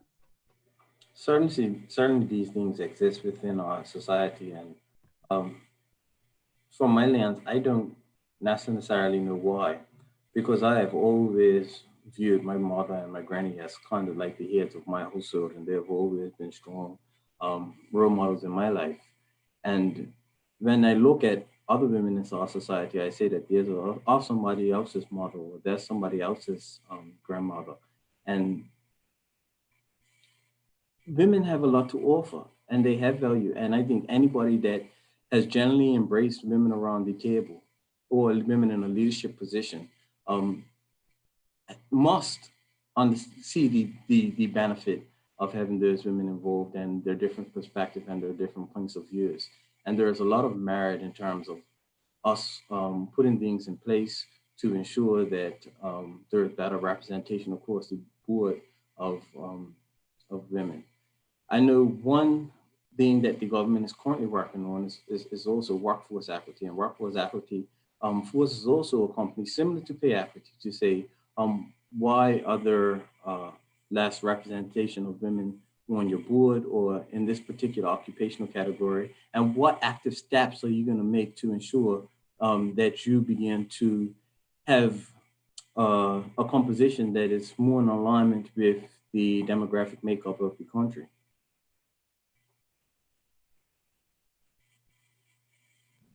Thank you for that. We're going to go ahead and move on to our next question. Among young Bermudians, especially creatives, there is an ongoing sentiment that Bermuda is simply not for them. Whether it's the lack of resources allocated to the arts in the education system, the sheer 23 miles that seem to confine them, or existing oversaturation in their industry of choice, young Bermudians from all industries and interests are asking, why should they come back or stay in Bermuda? So firstly, the question to you is, why should young people return to Bermuda? And secondly, how do you plan to support the youth who are trying to find footing in the job market during these uncertain times? You should come back because this is your home, first and foremost. You should come back because you are the next generation of leaders of this particular country. It's my responsibility to ensure that I open up opportunities for young people. And so what does that look like in terms of job opportunities? Opportunities for the voice to be heard, opportunities for them to get access to financial resources so that they can be economically independent in Bermuda and live the life that they actually want to live. I think the challenge with our young people is that they've historically been the group that has experienced the largest portion of unemployment in the country. It stems from some other broken elements of our society. And to be clear, let's say if our education system is not operating at a level that it needs to be, what we find is that people coming out of our education system and then not being prepared for the workforce. And then you have the contrast where people are prepared. They go away to school, they get the degrees, and they come back and there's still a lack of opportunity. And it's kind of this wait your turn approach in Bermuda. And I try to encourage young people that you don't need to wait your turn. And it's partly our responsibility for those persons who are in leadership positions to create pathways and avenues for young people in our society, because they do have a role to play and they do have something valuable to offer.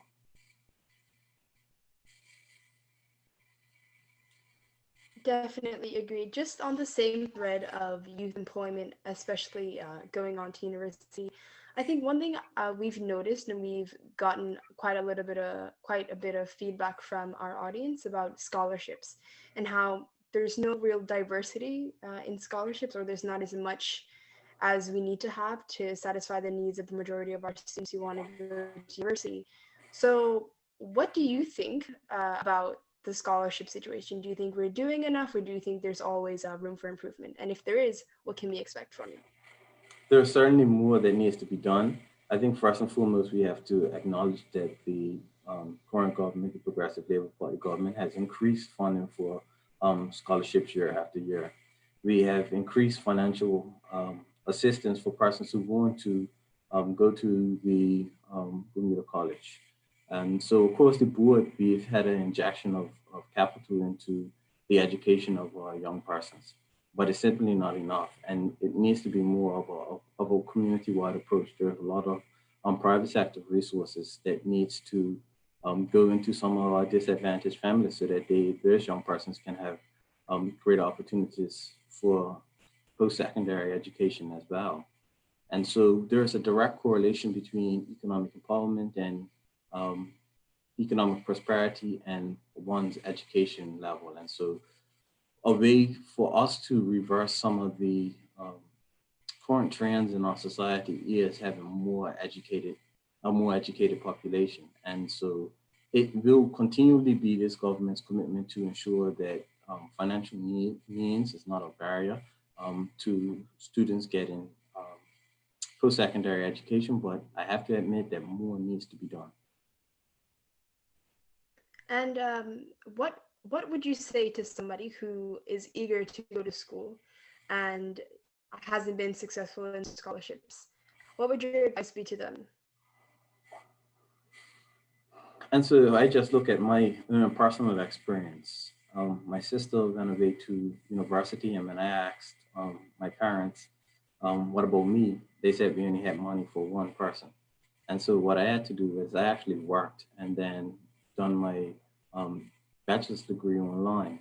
And so I found a way for myself. And so I don't let barriers get in my way. If you're passionate about something and you want to do something, find a way to make it happen. And yeah, I think part of it is us being put down from barriers, or when we're faced with a bit of adversity, instead of when we're faced with that adversity, finding ways to overcome it. And I think in my own personal circumstance as a young man, I found a way to overcome what I thought was adversity in my life. Great, thank you so much for sharing.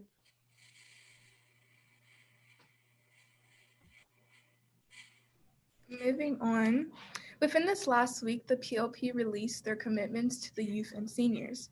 With the increase in the mandatory retirement age to 68 in the public service and seemingly overlapping efforts by the PLP to assist the youth and the seniors, many youth are concerned that the policies put in place to support seniors will be the same policies that prevent the youth from accessing employment, housing, and additional opportunities.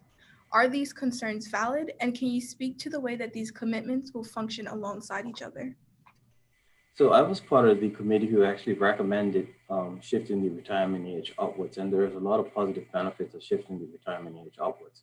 But one thing that we did study and look at was whether or not it disadvantaged young people. And what we came to the conclusion was it doesn't, because there is no one-to-one employment relationship. So it's not like one old person retires and one young person enters the world of work.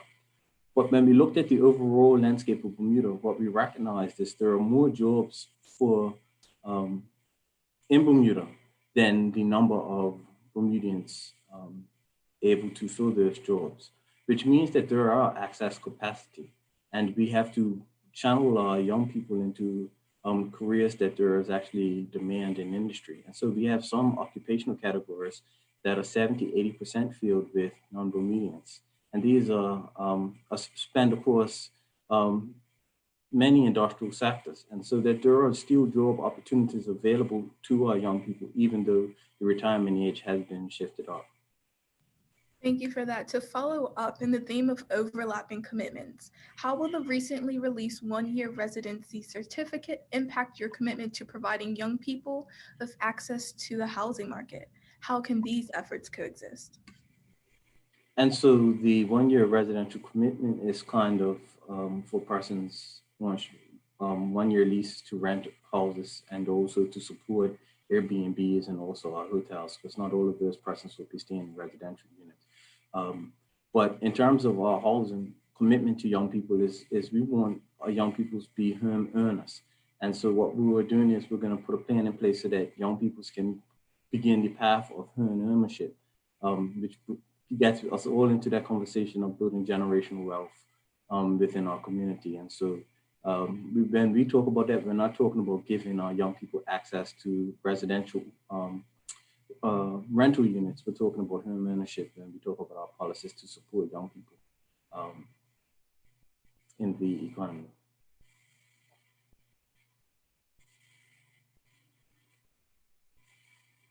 Thank you. We do have a question from the audience that we'd like you to briefly answer before we get to the other prepared questions.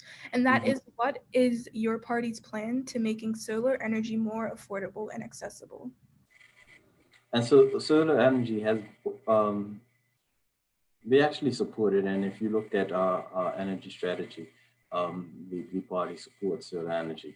But there are now funding options available where persons can get solar power on their residential homes without putting anything down. And so I think the market now has created pathways for people to take advantage of solar energy without reliance on the government. And that's actually great.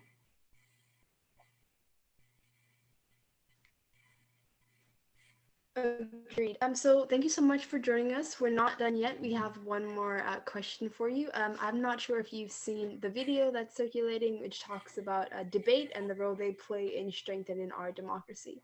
We wanted to get your opinion, or just get you to weigh in on the debates and whether it's something that you think should happen before the election, and if you see any value in it. Certainly, I see value in debate. Is an opportunity for the leaders to demonstrate their competency levels. It's also an opportunity for leaders to explain clearly to the public what they stand for and some of their visions moving forward. In a society, I think we should empower voters as much as we possibly can so they can make the most informed decision on election day. So a debate before the election is something that I'm super happy that we really agree on these things, because personally, as young people, the modes of canvassing and advertising or even marketing to the youth now, it's going to be a lot different when you're trying to speak and advocate to Gen Zers and millennials versus boomers. And I think I'm glad that that's something, that the difference is something that we can agree on. But so if you had anything else, go ahead, sorry. Yeah, I think the debate's good, but I think that we need to do a better job engaging young people directly on an ongoing basis and find a forum to do that. I actually support youth think tanks so that we can put some of the country's problems in front of our young people and ask them for their opinion as to how we solve some of the current problems that we're actually facing, and maybe have coordinating forums or whatever it may be. So I think constant engagement with our young people is more beneficial than having a debate, but I certainly support a debate. Thank you. And before you go, Terry, there is actually one more question from the audience. And the audience would like to know, what are your thoughts on reparations for descendants of enslaved people? Certainly, as a beneficiary of reparations, I'll certainly support them. But I think that reparations is great, but I think we need to find other ways to empower our people on a more sustainable basis. And I think that's what we're aiming to do as a government. I think building better communities and having our people financially literate so that they are economically independent is much more than giving people a handout. Minister Hayward, if I can just come in really quickly, certainly reparations can be an enabler for these things, right?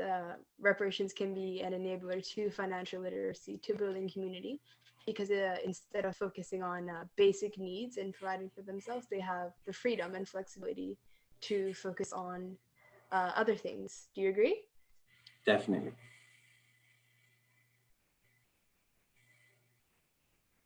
Okay, I think we're going to give you an opportunity to say anything you wanted to everyone before we say our goodbyes. Well, thanks for having me on this forum, and I thoroughly enjoyed our conversation. But this party has had certainly a good track record of supporting young people within our community, and we will continue to do so. And like I said, I think we need to find ways that we constantly remain engaged with each other so that you are part of the current decision-making process and not just the future. Great. So we'll be following up after this then, if that's the case. Thank you so much for joining us. Have a good night. Good night. Okay, so that was Minister Jason Hayward of the Progressive Labour Party. He's already won his seat in constituency 17. So next we're going to be joined by Senator Dwayne Robinson, but before he comes, we're going to tell you a little bit about him. So Dwayne Robinson was appointed to the Senate in 2018 and got his first taste of electoral politics in the 2019 by-election in Pembroke Central. Dwayne is also an experienced executive producer of short films, music videos, photo shoots, and other content, and is an active volunteer and member at Big Brother, Rally International, and the Family Center. If elected, Dwayne would seek to represent the people of Warwick West in Parliament honorably, working tirelessly to represent their interests, serving as an advocate for the most vulnerable, and finding ways to stimulate the post-COVID-19 economy, which is a hot topic, in order to create jobs for Bermudians. Dwayne's passion is to improve the Bermuda arts industry and to provide more avenues for artists to make viable careers in their chosen fields. Senator Robinson, are you here?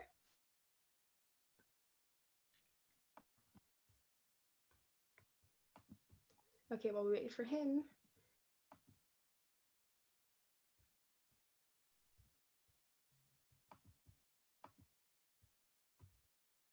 Hello, Senator Robinson. Can you hear us and see us? We can see. Yes, good afternoon. Good evening. No, good Good evening. Thank evening. you for joining us. How are you doing this evening? Oh, very well, thank you. I've really been enjoying this program. I'm very proud to see a group of young people stepping up and holding politicians accountable. Thank you for We're happy to do it. Yes, we're very happy to do it. We're going to go ahead and jump into our first question. So we spoke to Ms. Tanae Ferber about her views on job prospects for young people.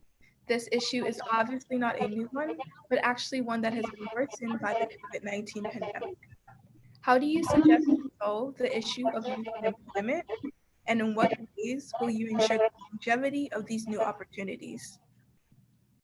So for me, I think one of the key things that Bermuda doesn't do is really explore online opportunities as much as we can.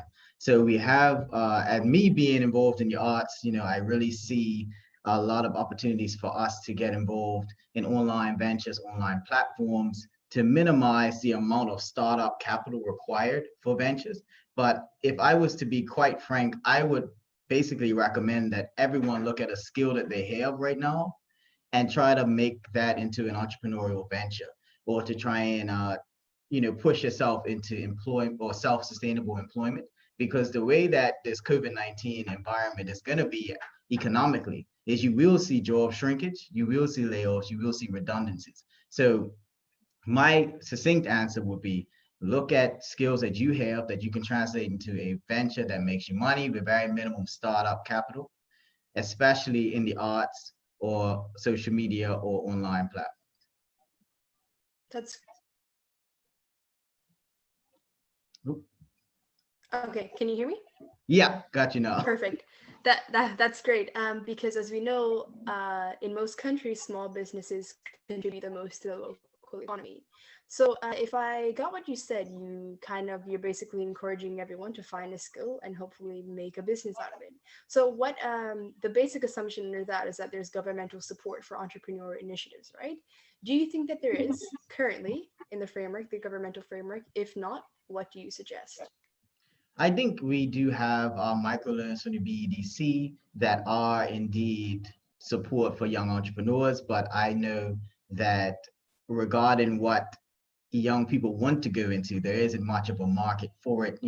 Especially in the arts, you have a lot of people who want to be creative. You have a lot of cinematographers, you have a lot of artists, entertainers, and things like that I believe we need to build a bigger platform for.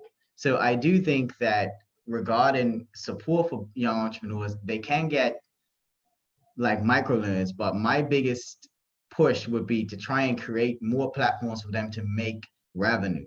So for me, I think that we have a lot of things that tie together. So when you talk about supporting an entrepreneur, you also have to talk about how can we reduce costs of doing business so that once they get off the ground, they can stay running. How do we reduce cost of goods so that if they have something they need to import, they're not running into the red. So a lot of times at Bermuda, you have a microloan that can get you started. But the issue is, how do you keep your doors open with a shrinking population where you're fighting with another salon to get 5 or 10 customers? So it's a lot of issues that we need to fix and to, really dive into to build a prosperous and fertile place for us to create business. Agreed. Thank you for that. Moving on to the next question. In January, you mentioned the need for comprehensive immigration reform with protections put in place to ensure that Bermudians benefit first and foremost. However, there is a clear income gap between Bermudians and non-Bermudians. According to the 2020 employment brief, non-Bermudians reported a median income that was about 20% higher than the median income of Bermudians. How do you suggest that we address immigration reform while also working towards closing the income gap between the aforementioned parties?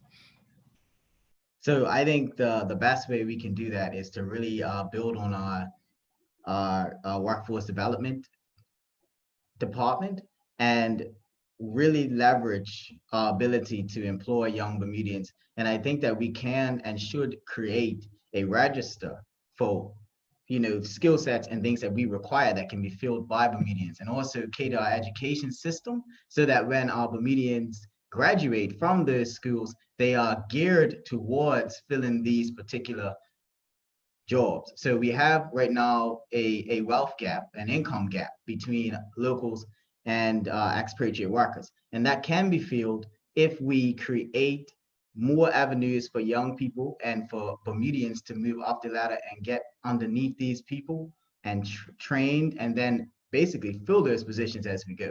So we constantly heard that, Bermudian is not quite qualified for that position, or, we couldn't find any qualified Bermudians. So we need to then go as legislators and say, well, look, if you create a training program and you hire a trainee, we will give you a tax incentive. Let it be a payroll tax break or any type of tax incentive we can do to encourage businesses to properly create a chain of upward mobility for our local workers.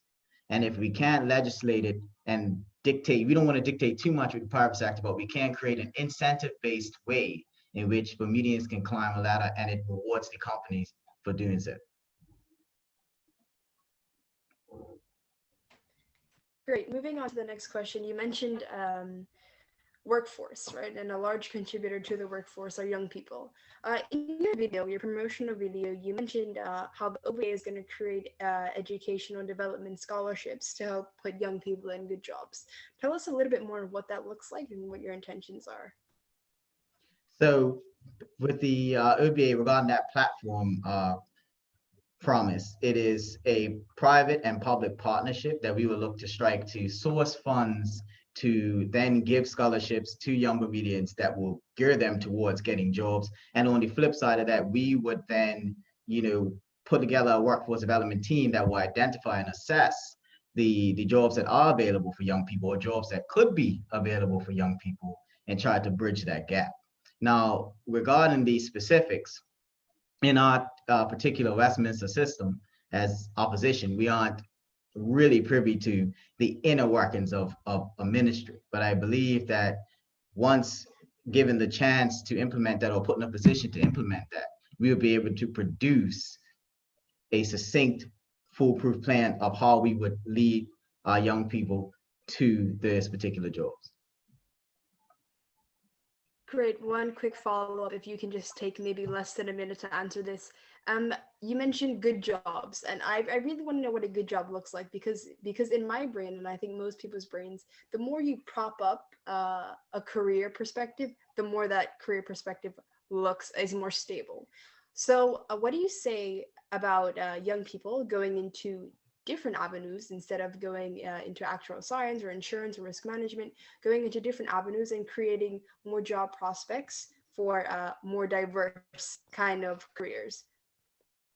So, well, for us to define what a good job is, I believe personally a good job is any job you can work that sustains you and your family, and a job that doesn't require you to hate showing up to it every day. So regarding the rest of it, I really believe that it's going to come down to innovation for us and Bermudians having to let young people come up and create innovative paths going forward because there's a lot of industries, hydroponic farms, food security, things that are really catching on in the Caribbean that we can implement and bring Bermuda up to like the 21st century and create different various avenues for young people to come back and work. Thank you for that. Tori, did you have a follow-up question? No, that was all for me. So moving on to our next question. Around the world, cannabis policy reform is taking off, and in January, you mentioned the need to look at the legalization of cannabis.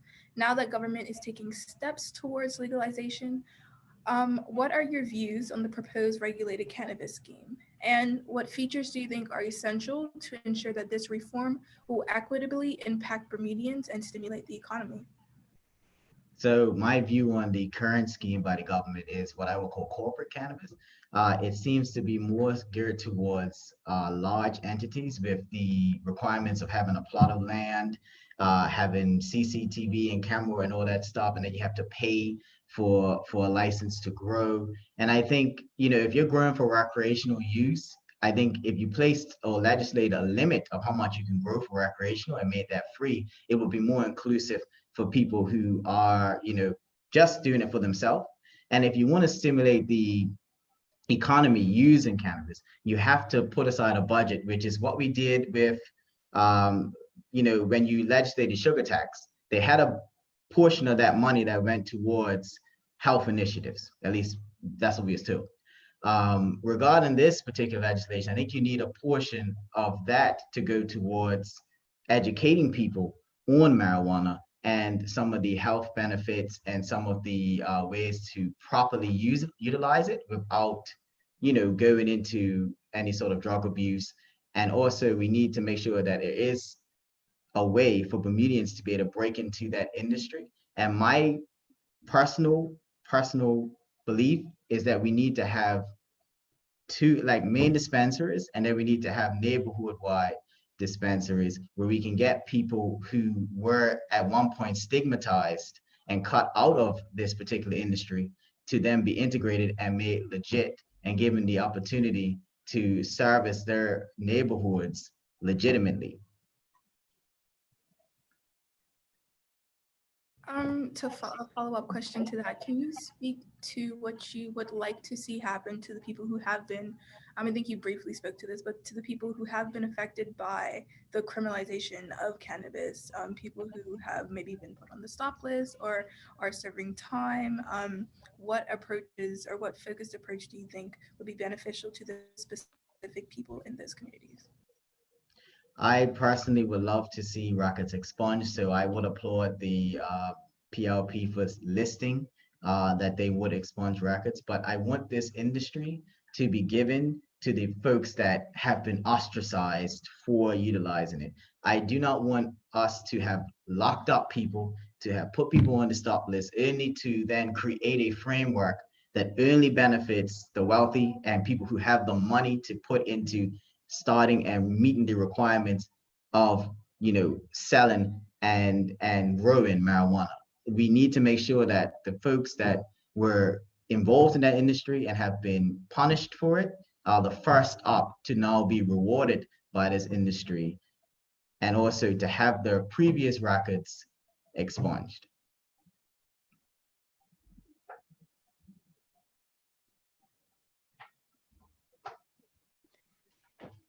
Great. So, as we mentioned earlier, you said you were tuned in, so you would have heard this.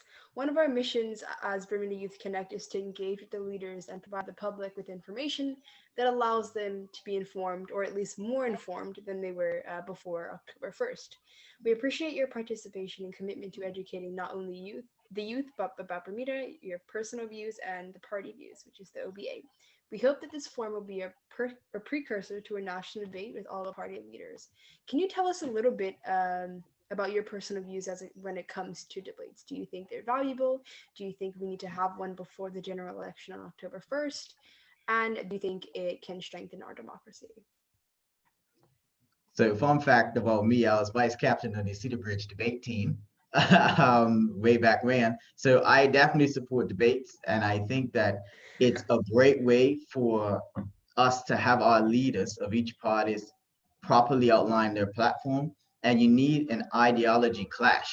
You know, you need to have people from different or opposing views or similar views come together and really outline to the people what they stand for. And that will allow voters to be educated on who they're voting for and why.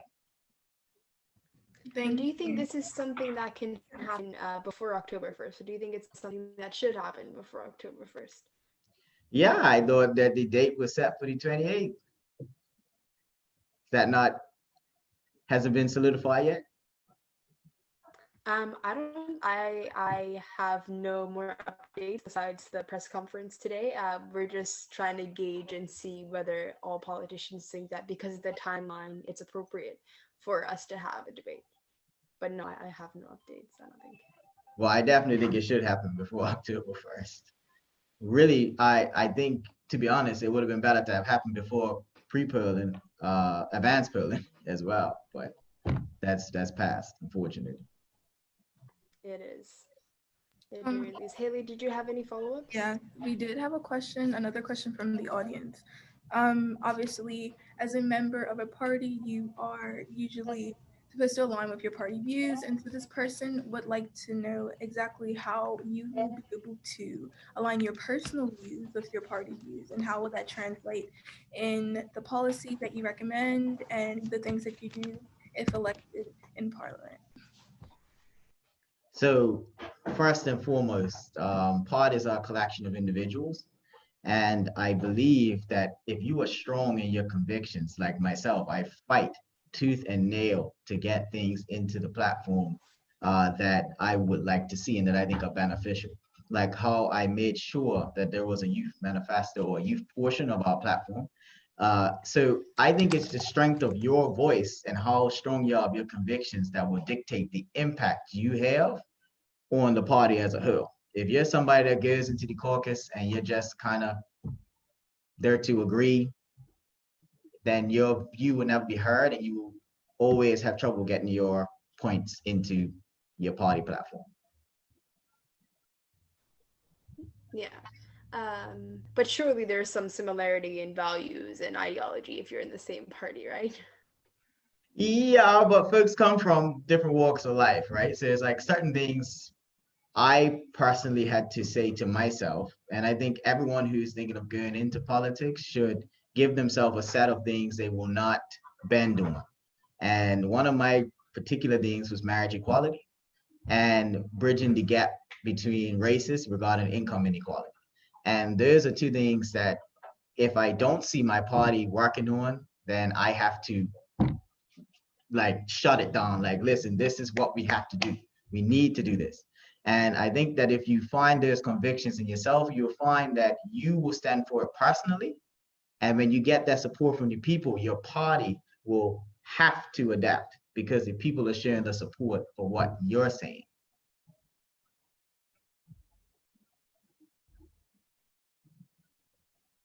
Thank you. Now, before we go ahead and move on to the next candidate, is there anything that you would like to tell our viewers as you do have some extra time?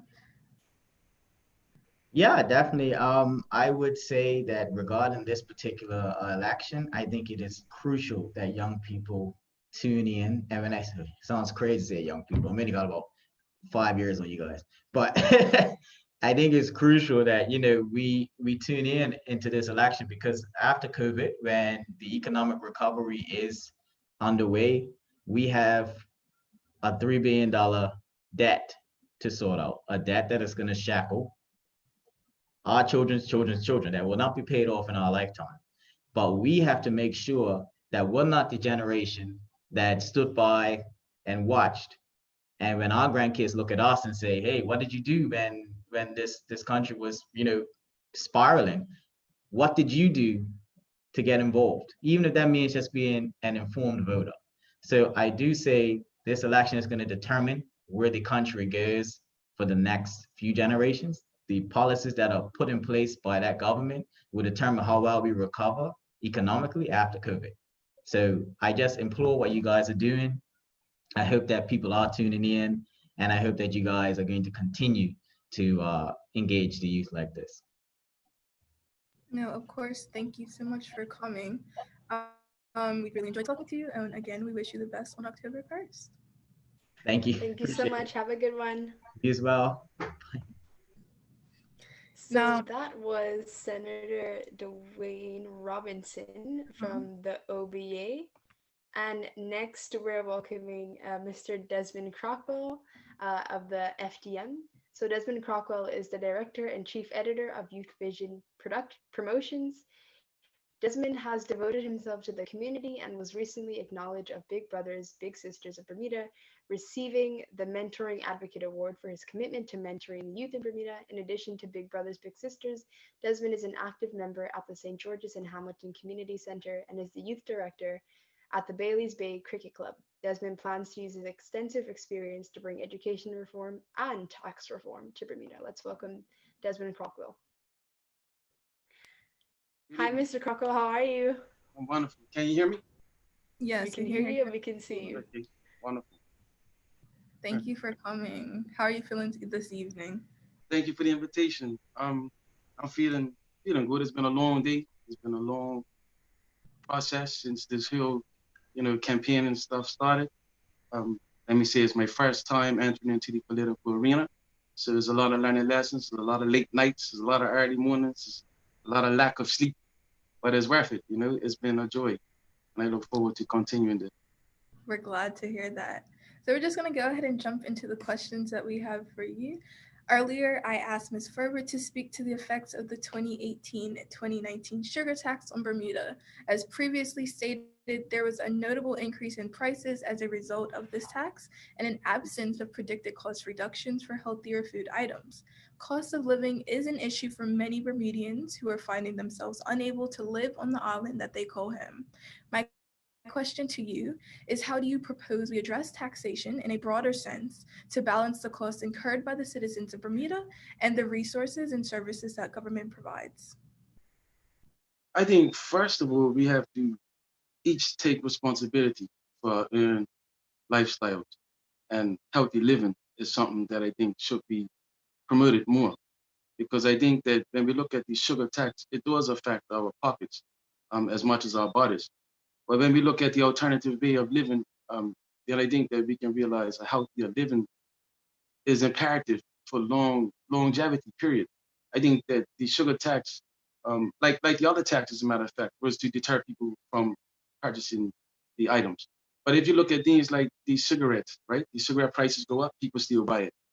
So it's a self-conscious decision that we make that allows us to purchase a lot of these things.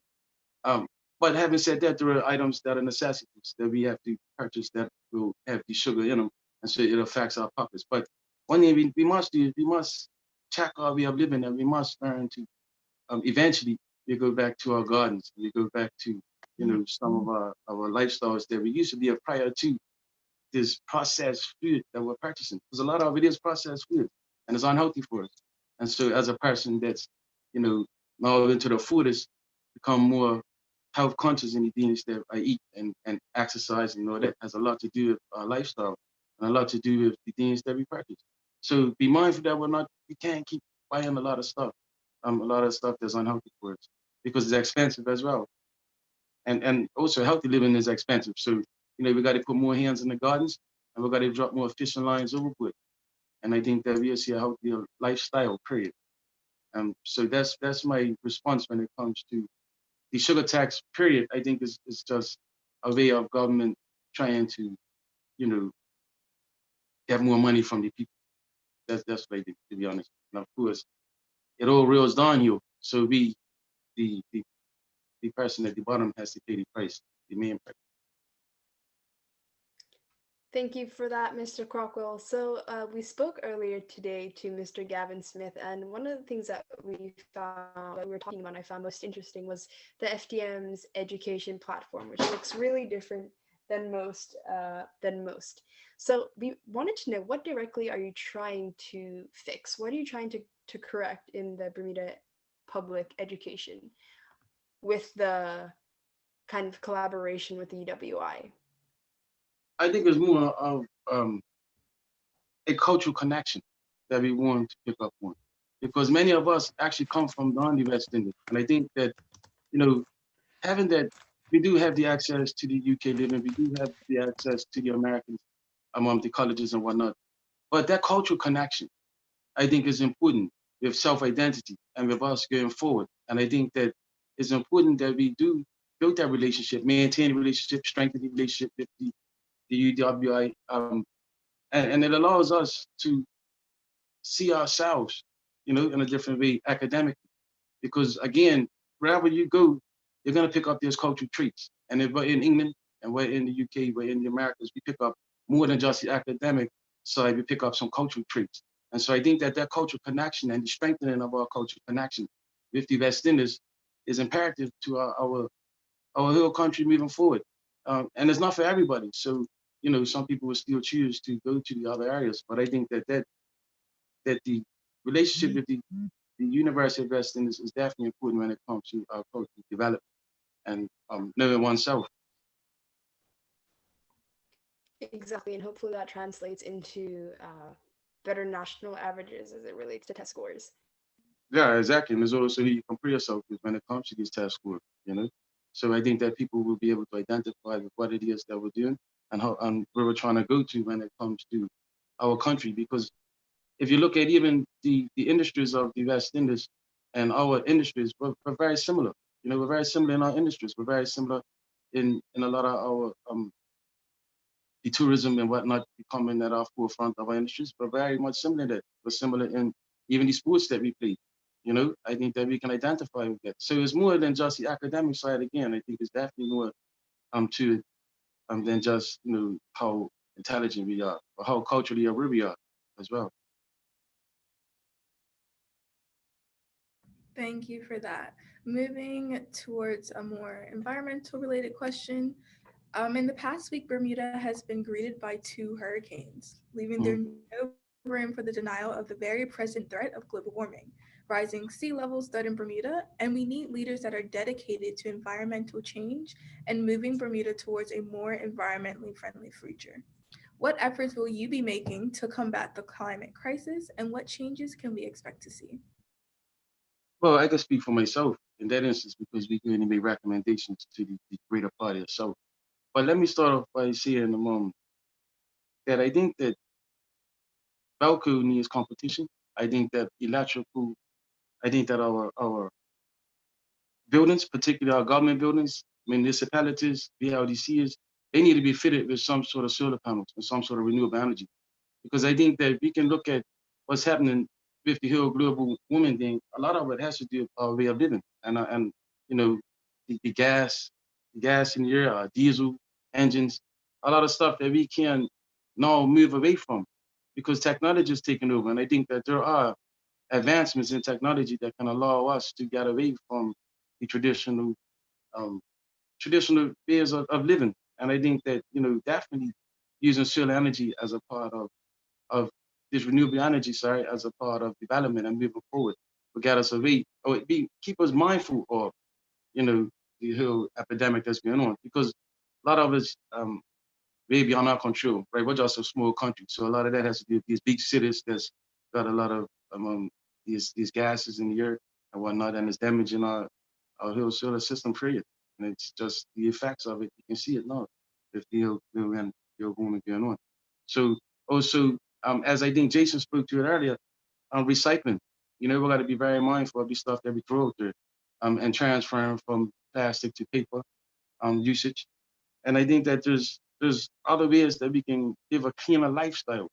You know, be mindful of the things that we throw into the ocean that kills our fish. Be mindful of the buildings that we build and it takes away from our trees and our oxygen. And there's so many other things that we can physically do ourselves and take a look at ourselves as to how we're damaging in oxygen level. You know, we're damaging ourselves. So we got to be mindful of how many buildings we're building and the purpose of the buildings and what we're doing to sustain these buildings.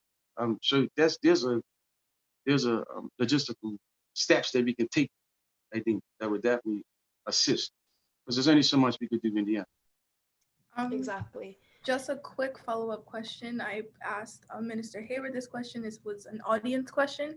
And so the audience wants to know, what is your party's plan to make solar energy more affordable and accessible?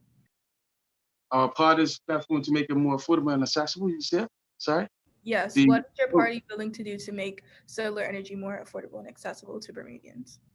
You mean for homeowners, period? Yeah, but we have to look at partnershiping with some of these sort of companies. I think that there was an initiative, I don't know if Jason spoke to it or someone else has spoken to it, where there's zeroed on solar panels in residential buildings. So I think that that's something that we need to be pushing. I personally have relationships with some of the owners of these solar companies, and I think that they are more than willing to work with residents in understanding the importance of solar energy and understanding the importance of just bringing down our bills, understanding the importance of, getting rid of some of these light bulbs.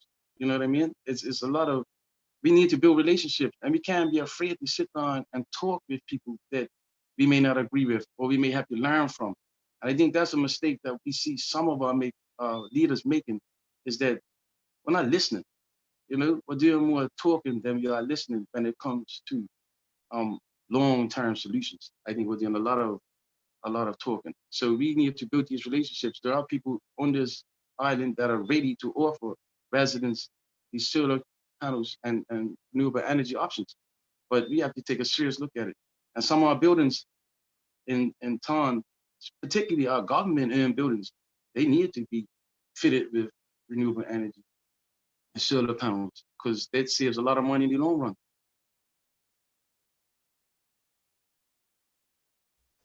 Agreed.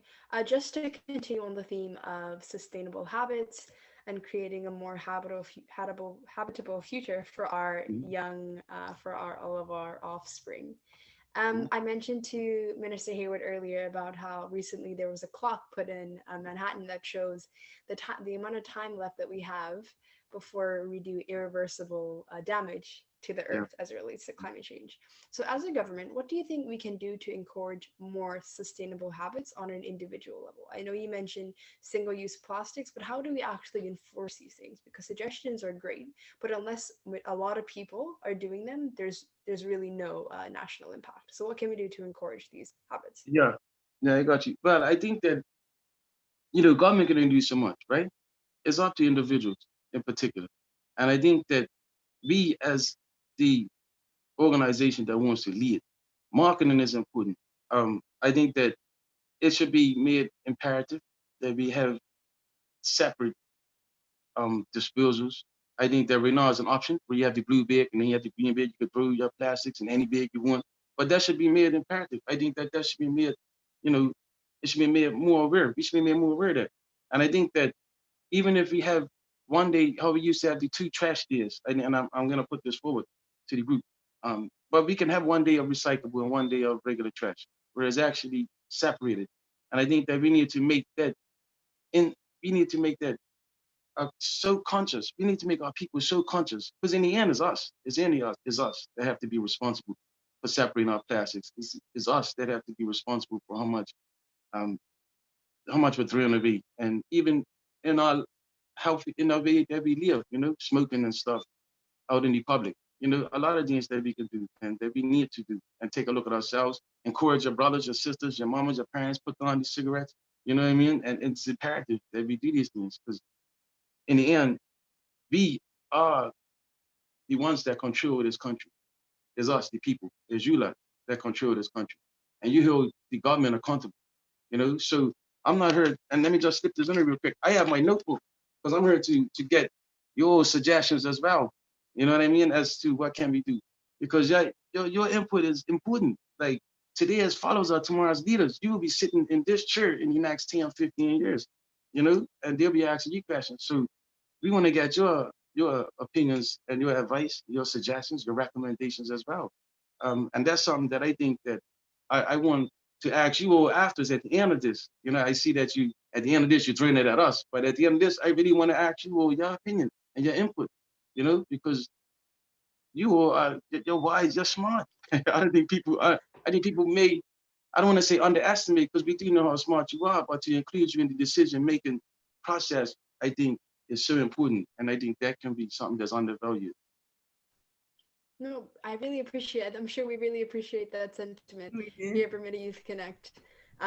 If not tonight, if we don't get a chance to talk tonight, we'll reach out to you. We'll schedule something that we can figure it out for sure.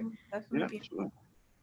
But moving on to the next question, we've received numerous questions regarding the high cost of living in Bermuda. One particular area of concern is the high prices in the housing market. People have sent in questions saying that one-bedroom dwellings average around $3,000 per month, and even studio apartments average about $1,500. What are some steps that you would take to ensure that Bermudians have a ability to enter the housing market with the prospect of buying in the future? I think that we have to be very mindful of how we got here, first of all, because if we don't know where we came from, then we're not going to know how where we're going. We got here because landlords pretty much got greedy, right? And that's just, you put it bluntly. Landlords got greedy because you were able to put up the rents. It was a time where international business had paid for, the whole year, right? They'll pay for their clients or, their staff members for the whole year. And then we saw people get greedy. And then what we saw is, because there were less people buying, landlords had to up the rent in order to cover, what it is that they're paying for. So what we need more people working. We need more young people working. And I think it was Devan, because I'm taking notes of the people that spoke earlier. I believe it was Devan that said that the largest sector of unemployment is between 18 and 25, 18 and 30, or something like that. I think that's the age group. But let me say that that's the age group where you all should be first-time earners. You know what I mean? At 25 years old, you should be looking at first-time ownership. So we need to relax. We need to relax some sort of legislation or have some sort of focus on young people earning earning houses, earning property, earning residential buildings. And I think that we need to generate some sort of legislation policy. And this is something that our group will have shown that really focuses on our youth ownership. And that's just not in housing, that's also in startup businesses and entrepreneurship. We need to make our young people feel empowered, because again, you can't look at a house $800,000, $900,000 at 25 years old. You know what I mean? It's gonna seem like it's far-fetched. But we need to have some sort of first-time ownership. And also, I like to say to our young people, to you all, is don't be afraid to add on to the parents' house. It's not always feasible to go through and look to purchase your own because it can become expensive. Bermuda's so small that you only have so many houses on this block. And then again, we start looking at how building new houses affects, global warming because we're taking away the trees. So don't be afraid to add on, And I think it was a time where we lived like that, where not everyone wanted to go there and purchase the earn home for $700,000 because that makes everybody in debt in the family. But don't be afraid to add on to your parents' houses, and then you end up, with more assets in the family. You know what I mean? As opposed to putting ourselves in these type of debt. So be mindful as far as your investments go as young people yourself. But that's what we'll be looking at. We'll be looking at definitely looking to have young people involved in home ownership. But be mindful that it is an expense and it is a commitment, a lifetime commitment.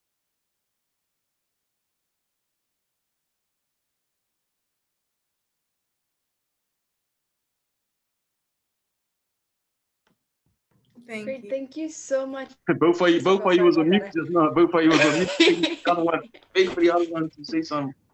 Yeah, some technical difficulties. Apparently technology is only good when it works. But no, thank you so much for joining us today. I really appreciated your sentiment of your notes. We do have one more question. There's one more question, actually. Oh, yes. Okay, great. We can't get rid of you just yet. No problem. So this question says, as Director of Youth Visions, you have shown considerable interest in reducing violence across Bermuda and have made numerous contributions in efforts to support at-risk youth. If elected, what changes will you make to further support this vulnerable population? And secondly, what efforts will you make to combat domestic violence and child abuse? Okay, the first question would be, we need youth forums. We need young people around the table. We need national youth forums, national discussions that involve our young people in particular. We don't have enough of that. We have a lot of small groups, but we don't have national forums. We don't have enough public speaking. We don't have enough of our public actually acknowledging and even knowing who our youth leaders are. I believe that what you're doing tonight is a perfect example. And I think that that is a step in the right direction of youth leadership. And I think that we need more of these forums, not just around the political situation or conversation, but around any type of conversation. You leaders to lead the you leaders lead a forum, you leaders are moderators already, you know, and this is a step in the right direction when it comes to national discussions. Because you got a lot of people that's looking at you, and you're gonna have a lot of people that's gonna follow up. So I think that you will carry an influence that can help with a young man acting up. Number one. Number two, with the what was the second part was domestic violence, and what was the other part? Second part to that domestic violence question was there was a second part to it. The question was, pardon me, one second. Mhm. What efforts will you make to combat domestic violence and child abuse? Obviously, because that is a part of just addressing violence across Bermuda in general. Okay, so for that situation, I think that, well, let's see, child abuse and domestic violence is probably two separate situations. Domestic violence, we have to look at things like mental health, mental stability. You know, I think that a lot of that comes, and it comes along with alcohol use, drug use, and whatnot. So that is deep. That's like mental health issues. And I think that there's science should be recognized um, at the early stages. You know, I think that is if a person's hitting someone, then they're probably going through the argument part. They're probably going through the bickering and the grandstands. And you know, what we find actually is that domestic violence is a lot of two-way domestic violence. There's a lot of women going at men, men going at women, and it's just a serious situation. It creates a negative environment for children. It creates a negative environment for everyone. So I think that we have to look at from an early stage. How do we get her? Or what type of mental issues are being dealt with? What type of traumatic issues are being held in from young, from this young man who is angry at the world. And so he's taking it out on this lady that's, vulnerable, and so that has to be dealt with at an early age, Because if a man hits a woman, then it's too late. We're trying to save her. But we better get to him before he even thinks about it. Get to him when his argument is at the bar drinking. We got to get to him. And because prevention is always better than cure. And so we need to save our young ladies and be as well as save our young men. Because there's some men out there that's taking some violence, but he just don't go to, as I think Gavin was saying, male resource center. There is none. So if he gets slapped and scratched and spit in his face and all that, who does he go to complain? There's no facility that's for that. So I think that has to be looked at for mental health issues and drug, addiction issues and stuff like that. Alcohol, that's all plays a part in what we call domestic violence today. And then when it comes to the child abuse, again, some of these signs need to be picked up from young and from early. I think that we need more intervention in our schools. As a man I'm a person that works at a lot of schools, and there is a lack of intervention programs, particularly when it comes to dealing with at-risk youth. I think that these young people that are victims, they can be identified at a young age, but then where's the support for these young people? Where's the organization that's going to save our young people? There's only limited resources that we're dealing with. We only got one or two groups. The family center may pick up a child that's of an at-risk environment at a young age, but there aren't many. There aren't many organizations, and so we need to invest in that if we're going to be serious about saving our young people. Also, we need to look at how child and family services being run. We see complaints, we see all sorts of situations that arise in child and family services that we think not being addressed or they're not being addressed properly. But I think that needs to be looked at or restructured, where people need to be held accountable. That's actually running the departments, and I think people may see a better better outcome. Sorry, when it comes to dealing with our at-risk youth. Thank you for that. And we just do have one brief question from our audience. We'd appreciate if you could answer it in about like a minute or less. And that is, what is FDM's stance on cannabis legislation and legalization? I think that we stand on that. It's based on a consensus opinions. And I think that when we look at it consensuously, we are for the decriminalization.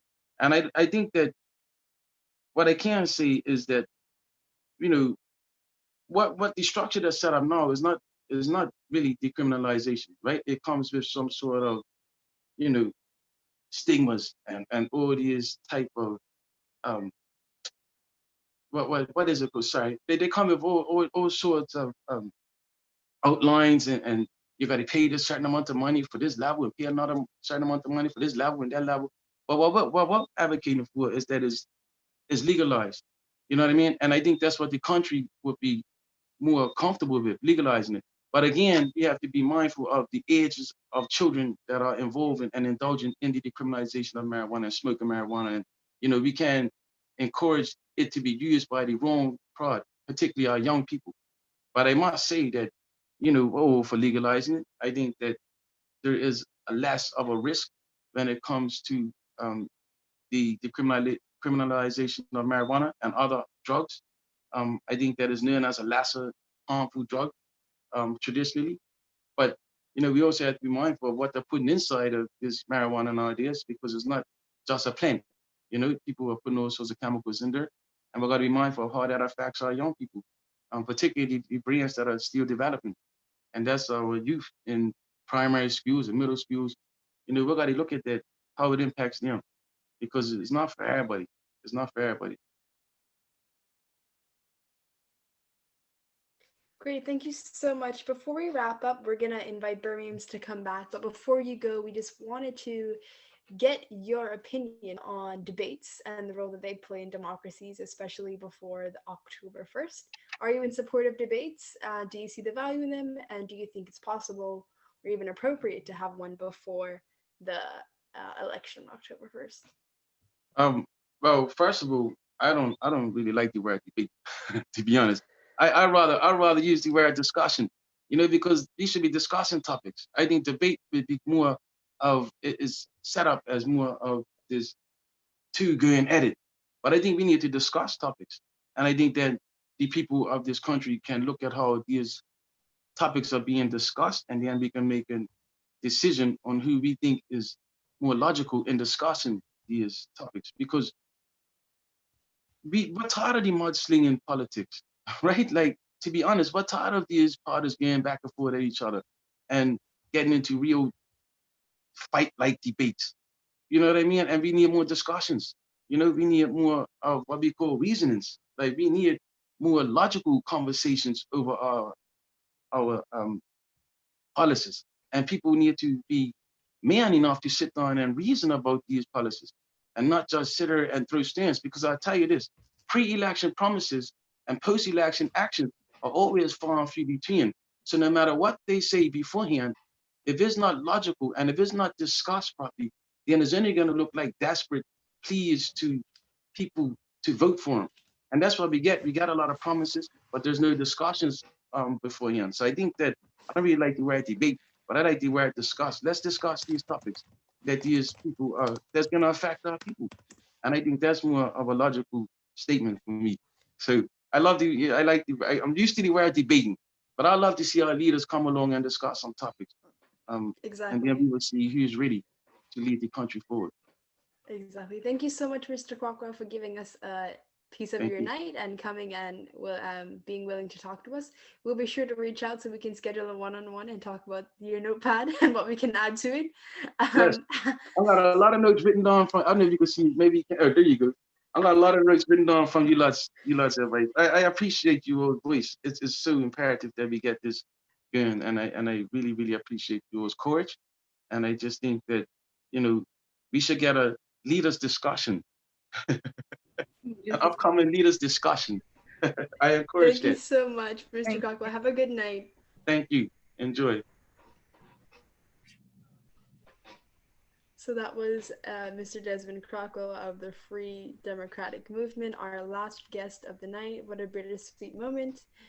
That was really refreshing, Haley. It What do you was. think?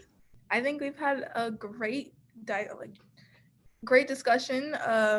We have a lot of diverse opinions. We have a lot of different ways to approaching the problems that we presented to these candidates, and we definitely look forward to seeing what they do if they do get elected. Um, we do have Birmingham's Kian here with us. If you'd like to unmute himself.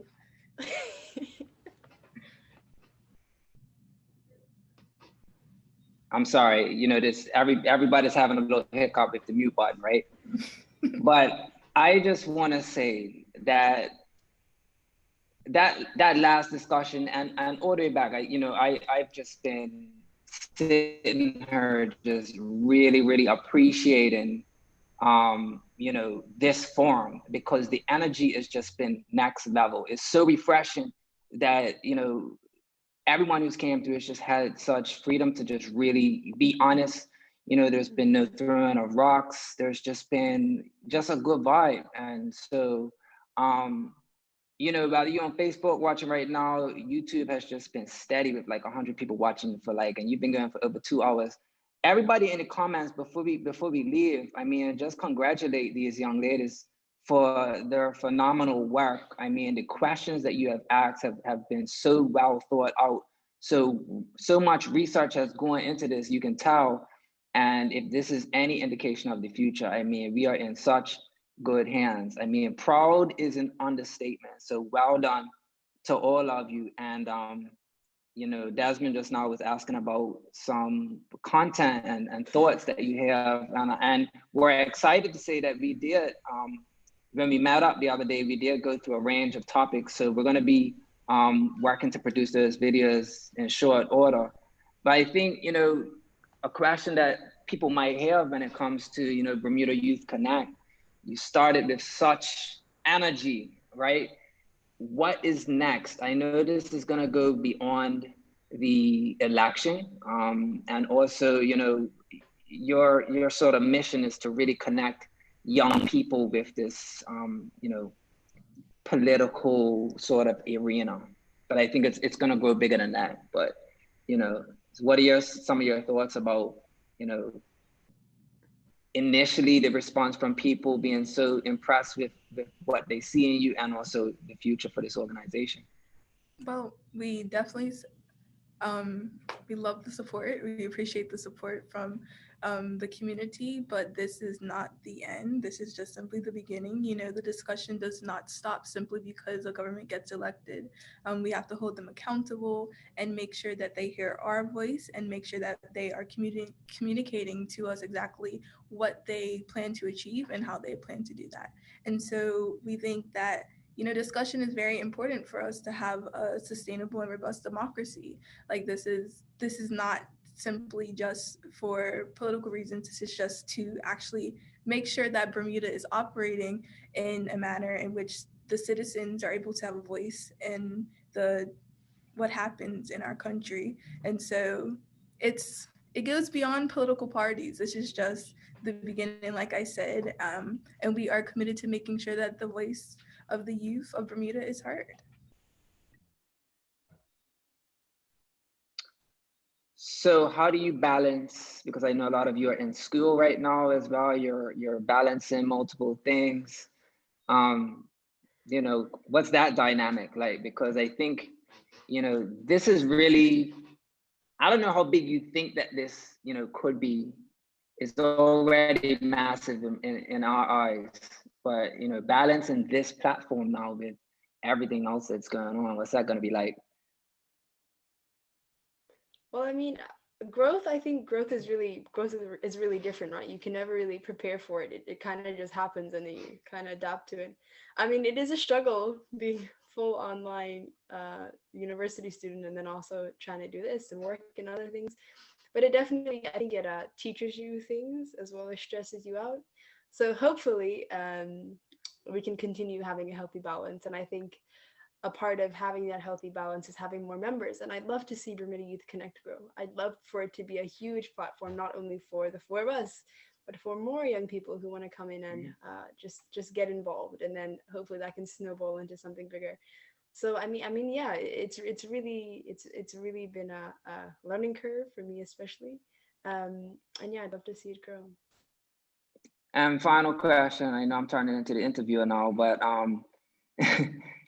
what has your thoughts around, you know, the elections coming up, and you did get to compare, you know, sort of a lot of ideas. You asked a lot of questions to a lot of candidates, and I'm not asking you to say, you know, who you would vote for, but you think as a young voter, has this information in this format been helpful to you?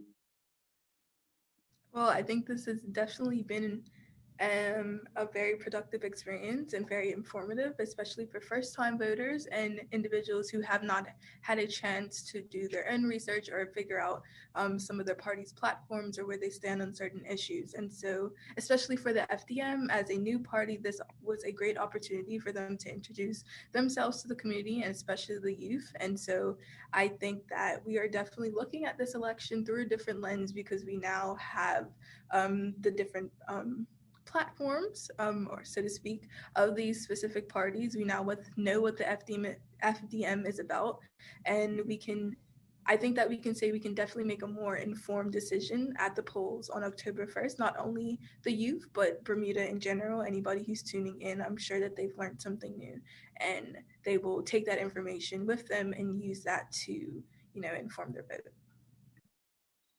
All right. I mean, I'll close by saying, you know, oftentimes we look to people with, you know, experience and stuff like that. But I want to say in this instance right now, and I know I'm speaking on behalf of so many people, that we are so inspired to hear all of this energy and feel it coming from, you know, your demographic.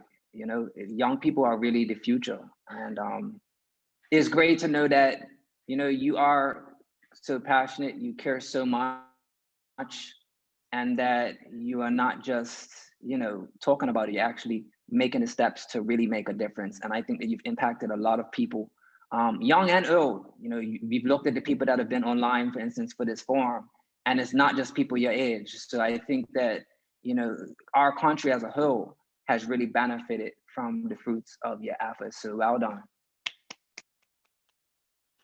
Thank you. Thank you so much. I think, oh, hi Ajay, hi Veronica. Yes, hi. Those are our other two members of Bermuda Youth Connect. Before Desmond Crockwell, no, not Desmond Crockwell, Senator Robinson, he asked for an update on the national debate. So if you have one, you feel free to give it, or if it's the same as this morning, feel free to just say it, just so there's that it's out in the air. Definitely something that needs to happen. And it's only because of people like us and people around our island who keep advocating for it that it won't happen. So if we keep speaking out and making our voices heard and saying that this is what we want to happen and this is what we want to do, and hold our leaders accountable, then it can come into fruition. Yeah, I mean, if I could speak briefly on that, I mean, the status hasn't changed in terms of participation, although we put the invitation out there. But I will say, you know, hopefully what comes out of this is, you know, I mean, we look at the poll that we put out on our Instagram, and it's like 97% of people feel that it's a great idea. So hopefully, you know, our leaders listen, because it's about listening to each other. It's also about supporting each other. So I don't want to, you know, draw any lines in the sand.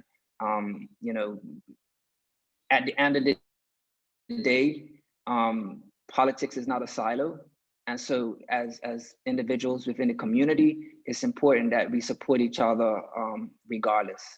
So, you know, hopefully it happens, but in any event, with this energy, I can say with certainty that this is a step in the right direction. All right, I guess that is everything. This event was better than I could ever imagine. And I would like to thank the participation of the PLP, the OVA, and the FDN.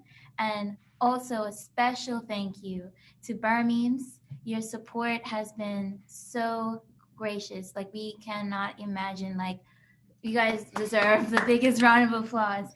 I'd also like to take time to thank Miss Elaine Butterfield, the Executive Director of the Women's Resource Center, for allowing us to use their facilities, as well as Justin Bascom Dickinson for his help in filming and his photography skills. And I would like to thank our youth moderators, Miss Teray Toll and Miss Haley Tiert and Miss Veronica DeGraff, and I am Ajay Peets, and thank you for tuning in to our Hold on a sec. Sorry to interrupt. Happy birthday to you. Happy birthday to you. Happy birthday to Ajay. Happy birthday to you. And you will never forget your 21st birthday. I will. Making a difference with your squad. So, hey, well done. Thank you. Thank you everyone for tuning in with us. Feel free to follow us on our social media. Follow us on our Facebook, Instagram, Twitter is BDA Youth Connect. For more updates about the upcoming national debate with our leaders, and also subscribe to our YouTube for more content. Thank you again for tuning in, and we hope that this won't be the last time that you see us. So we look forward to engaging with you more as time goes on. Thank you. Good night. Good night.